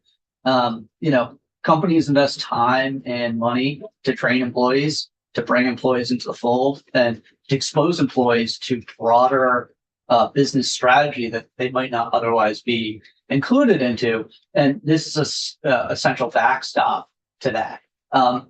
Also, we've had conversations in this committee about access to capital. A lot of times, and we've heard this directly from cohort members of LaunchVT, if you're going to seek capital with a private investor, they will want to see folks on your team signing non-compete agreements, because they don't want competition to poach those employees immediately while you're in this vulnerable nascent state. And other incumbents who are larger and not as dexterous and flexible and can't come up with that innovation might see it as cheaper to just buy the employee than buy the idea. So that's an essential component. And that's why we think, again, the judicious use of these, going back to the example of a non-compete agreement that state officials are held to. It is judicious, it is measured, it is 1 year, within the state of Vermont, and specifically focused on the activities of lobbying. And there is consideration that is accompanying that. Those are the tenets of a non-compete agreement. And so it'd be better to adjust and, put broad guidelines around those. It could be helpful to codify existing case law around non-compete agreements. Vermont has a very rich body of non-compete case law. Actually, fun factoid, my family is in that case law in one of my family businesses. But codifying that could be a start and could help put on the books some explanations. There's also discussions that are valid around prior notification of non-compete agreements. I can understand an employee being disgruntled if they go through an interview process on board only to find that there's a non-compete associated with that employment. So there's things like that, but an all-out ban is certainly not helpful to the employers of the state of Vermont, not helpful to us as a state when we're competing with large players at a national and international level. And it's not judicious. These things are best understood in a case-by-case basis in the court of law. So I think that those are good places to go. I also think, to Senator Hinsdale's point, there are folks who are pulled into these who might not be appropriate. And we've heard that's certainly what spurred some of this conversation with the FTC, with them concerned about fast food workers who are pulled into non-compete agreements. I think most people, would, on the reasonablest, just would see that as unreasonable and at first glance. And that's why things such as a salary threshold, which the House did contemplate in some of their legislation, would be appropriate. And I think we would be open to additional exemptions that we could consider, salary being one, and there are several others that you've mentioned that would be considered. Keisha, do you have any expectation on the additional, that the compromise language that Rich Cassidy had, or do we need to wait for Rick? I can dig it up from last biennium. I have it. I don't think I can bug him anymore, but I can find that. And I'm sorry if I missed it as I put somebody down for nap time, but there was a reprisal of requests for support around this regarding healthcare, just because there are so few healthcare employers left in the state. And it makes it extremely challenging if they fall under a non-compete. That obviously could be UVM Health Network, but in addition, there's very few dentists, very few anybody, so a non-compete also can start to impact people's access to healthcare. So just wanted to highlight that that's been the latest push, is to start looking at sectors where it is impacting, the rest of society. Right, right. And the inability to fill those jobs. I feel like what I feel kind of percolating here is an agreement, though, that we should be more judicious and maybe use a scalpel rather than what this bill contemplates, which is more of a sledgehammer when we're looking at, confining these. An all-out ban will have negative effects on certain industries and certain sectors, while it could be beneficial to others. And I think that's part of the conversation we need to have. But as the bill is drafted now, it's overly broad and will hurt Vermonters. I think we would entertain, I think we will continue this conversation once we find some of that, the Cassidy suggestions from 2 years ago, and any additional judicious inclusions for exemption that we might consider from. Yeah. And yeah, Randy. These Cassidy suggestions, are they written down someplace? Yes, you and I weighed them with Keisha 2 years ago, and we can find them somewhere. I don't know if they're in a bill draft, Keisha, but we can find them. Yeah, the Lake Champlain Chamber worked with the House numerous years on their proposed legislation. We actually facilitated an off-session study group that was, did not include legislators. They were kept in the fold on that. And there are some suggestions that came out of that, again, without salary thresholds, reasonable duration of agreements, exempting things such as deferred compensation for non-compete. There are all the more you kind of unpeel the onion here, the more there is to understand. Okay, great. Thank you. Megan, are you wanting to testify also? Or did Austin? I don't know if you have. Well, there's. Oh, sorry. I thought you. I apologize. At will employment. Sorry. Okay, let's go to at will. Sure. So I think. Sorry, right. So you have nothing else on 53. Right to sit, nothing on right to sit. 653 is non-competes, right to sit, and at will employment. At will at the beginning. As I saw drafted. Right. Good cause. So what would you like me to go to next, Madam Chair? I don't. You talked. Didn't you dive right into non-competes? Dove right into non-competes. So why don't you go back if you have concerns about section 1 about good cause termination? Yeah. So I think you've heard from witnesses in support of this that there's only one state that has gone this direction. And that would make Vermont an extreme outlier if it were to follow off that cliff. Businesses may choose to expand elsewhere or not to locate in the state, and this could put this at a competitive disadvantage. So how does this put a business at a competitive disadvantage? Well, I think that you could see businesses reluctant to hire as they might hesitate at taking risks on certain employees that they fear could be difficult or not a good fit, would be harder to let go of. Or might be met with some kind of legal headache, for lack of a better term when that happens. So this could just reduce job opportunities and crowd out certain people from the marketplace. Thinking about folks who are entry-level employees or are changing fields, or those who are recovering from adversity, be that coming out of incarceration or other issues. I think those folks are a risk for employers, and if they're concerned that, terminating employment, it'll get much more difficult, they might be less likely to take those risks. But couldn't a smart employer have a probationary period?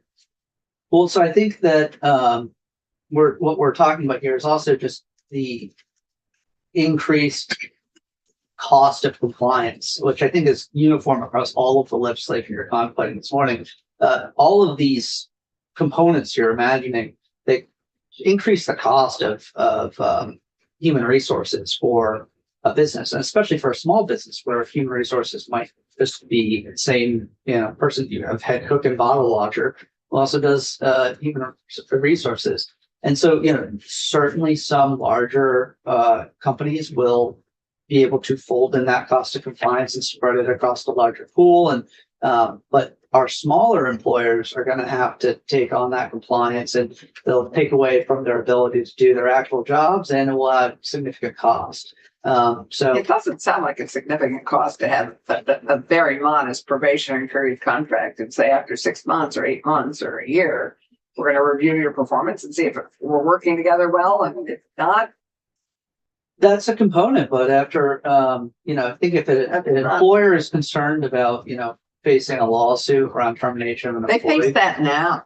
They face that now. Well, I think that's actually a good point. I mean, I don't see this, I see this as potentially a solution in search of a problem. We do have existing protections that already address wrongful termination in Vermont, prohibiting firing based on discrimination, retaliation, whistleblower status, and numerous other federal and state laws. So this bill would just actually add more complexity and less certainty, and is not clearly necessitated.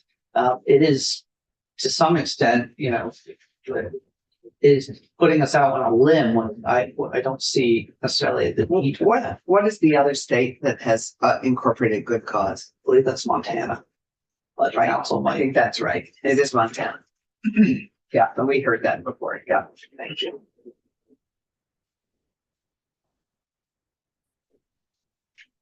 Randy. I just wonder, should there be an equivalent responsibility to employers, not to, or to employees, not to leave a job that they're in, except for good cause?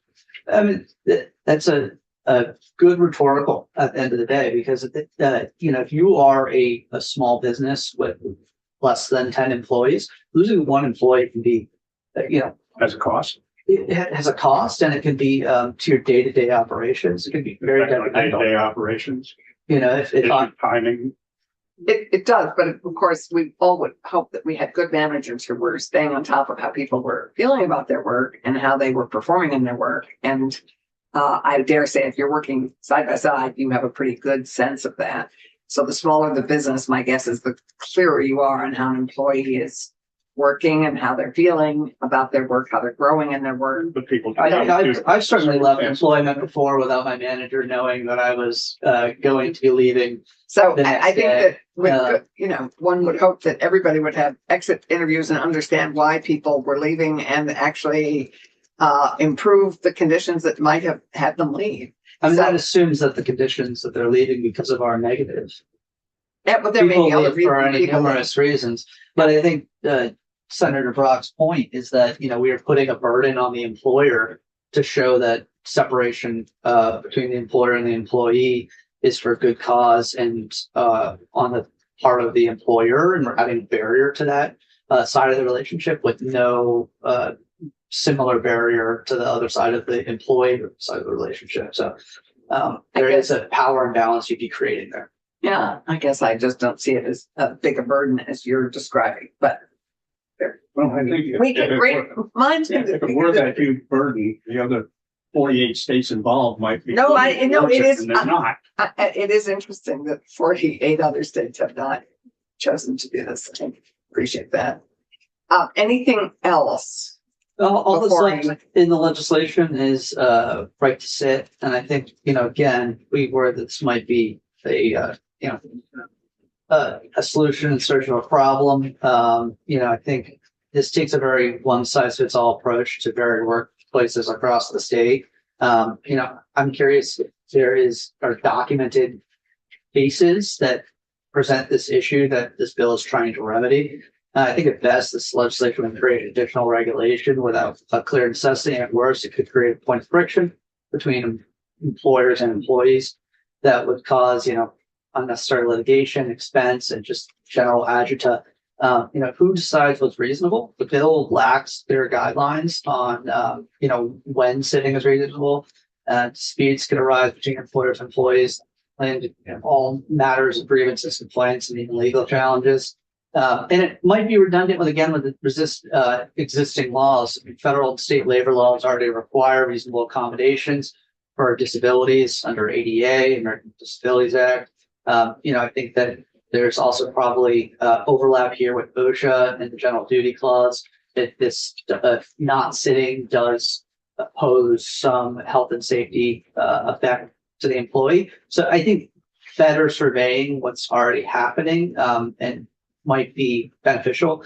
But I think it could be a real concern if employers are required to post a DOL workplace signage that says you have a right to sit, and the employee wants to take a broad interpretation of right to sit and wants to sit in a situation that is frankly unsafe for them to sit. Yes, they might be stationary for some period of time, but they need to be able to react within a quick moment.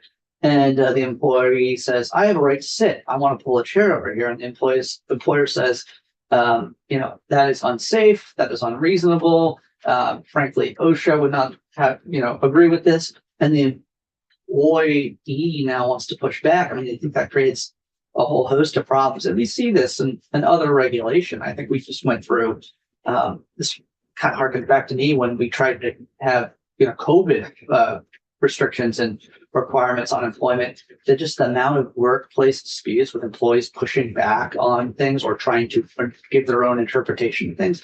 It just feels unwelcome when, we already, as I said, might have redundant. I think that's something we could examine is how, if it's redundant to protections that are already in place.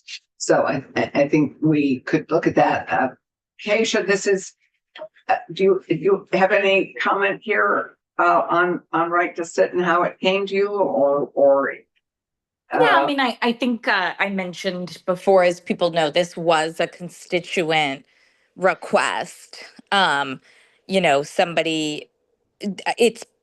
don't think this person disclosed an experience themselves, but that's often come up in workplace accommodation laws, is people don't want to put in writing to their legislator their own experience with this, and the person was unable to testify. So it has been, I think it's been passed in one other state. It's been looked at in a lot of municipalities. I frankly just thought it seemed really harmless to look at. I struggle, with the idea that this would be necessarily a burden, but I don't know if that was full-throated opposition or just concern that it's duplicative. Yeah, I just think we should obviously find out if it's duplicative. And so I think I'm turning to our wonderful attorney to see if we can pull up the Reasonable Accommodation Act and look at that and see if it's duplicative of that or the. Yeah, and if I may, I don't think it was a full-throated opposition. I think it's a concern that it might be duplicative, but also it's a concern that, there's intent that is put into legislation, but then there's the impact it has in the real world. And a lot of times, if that intent's not clear, those parameters are not clear, it creates conflict as people try to interpret it. Austin, thank you. We are clear. And we have 5 minutes, and I just want to give Megan 5 minutes if she has anything additional that she wants to add. Because we have all our discussion time, but if you have anything else to add or anybody else in the room, I'd welcome anything else. We have 5 minutes for somebody to add something. I guess, in this is the right to sit. Is this an opposition or is it for me, part of it is, I think Vermonters have asked for some priorities to be handled this year. And if I go to my members this summer and say, your healthcare premiums are going up double digits again, but don't worry, because when you tell your employees this, they have the right to sit down in order to hear that bad news. It really brings into question Are we focusing on the priorities that Vermonters want? There are a lot of bills that come out because of one constituent concern, and I think there has to be serious questions of, is this the best way we can spend our time when we have so many pressing issues? Thank you. Appreciate that. Anything else? Okay. Committee, we now have really talked and walked through five labor proposal, and we need to have an opportunity to discuss them. What are our priorities within the three that are kind of committee bills and have many components? So I want to make time for us to discuss that. Also, we have S37 and we have the Department of Labor Technical Corrections Bill. We have questions on all of those. We're getting more information on, but I struggle to figure out when we are going to have a good time. So I think we're definitely going to meet on Monday, March 10th from 1 to 4. I appreciate all of us. Thank you all for weighing in and making time for that. I know some of us will be remote, but it is essential that we try and get to agreement on what we're doing and what elements of all the bills that we have in front of us. Heidi, could you please send a calendar invite with a Zoom link for that day? Thanks. Oh, absolutely. We will be doing that. So if committee could just weigh in at some point about, we will obviously have further discussion on that day, but we'll probably have discussion about all the bills, but we will mostly be dealing housing on that day.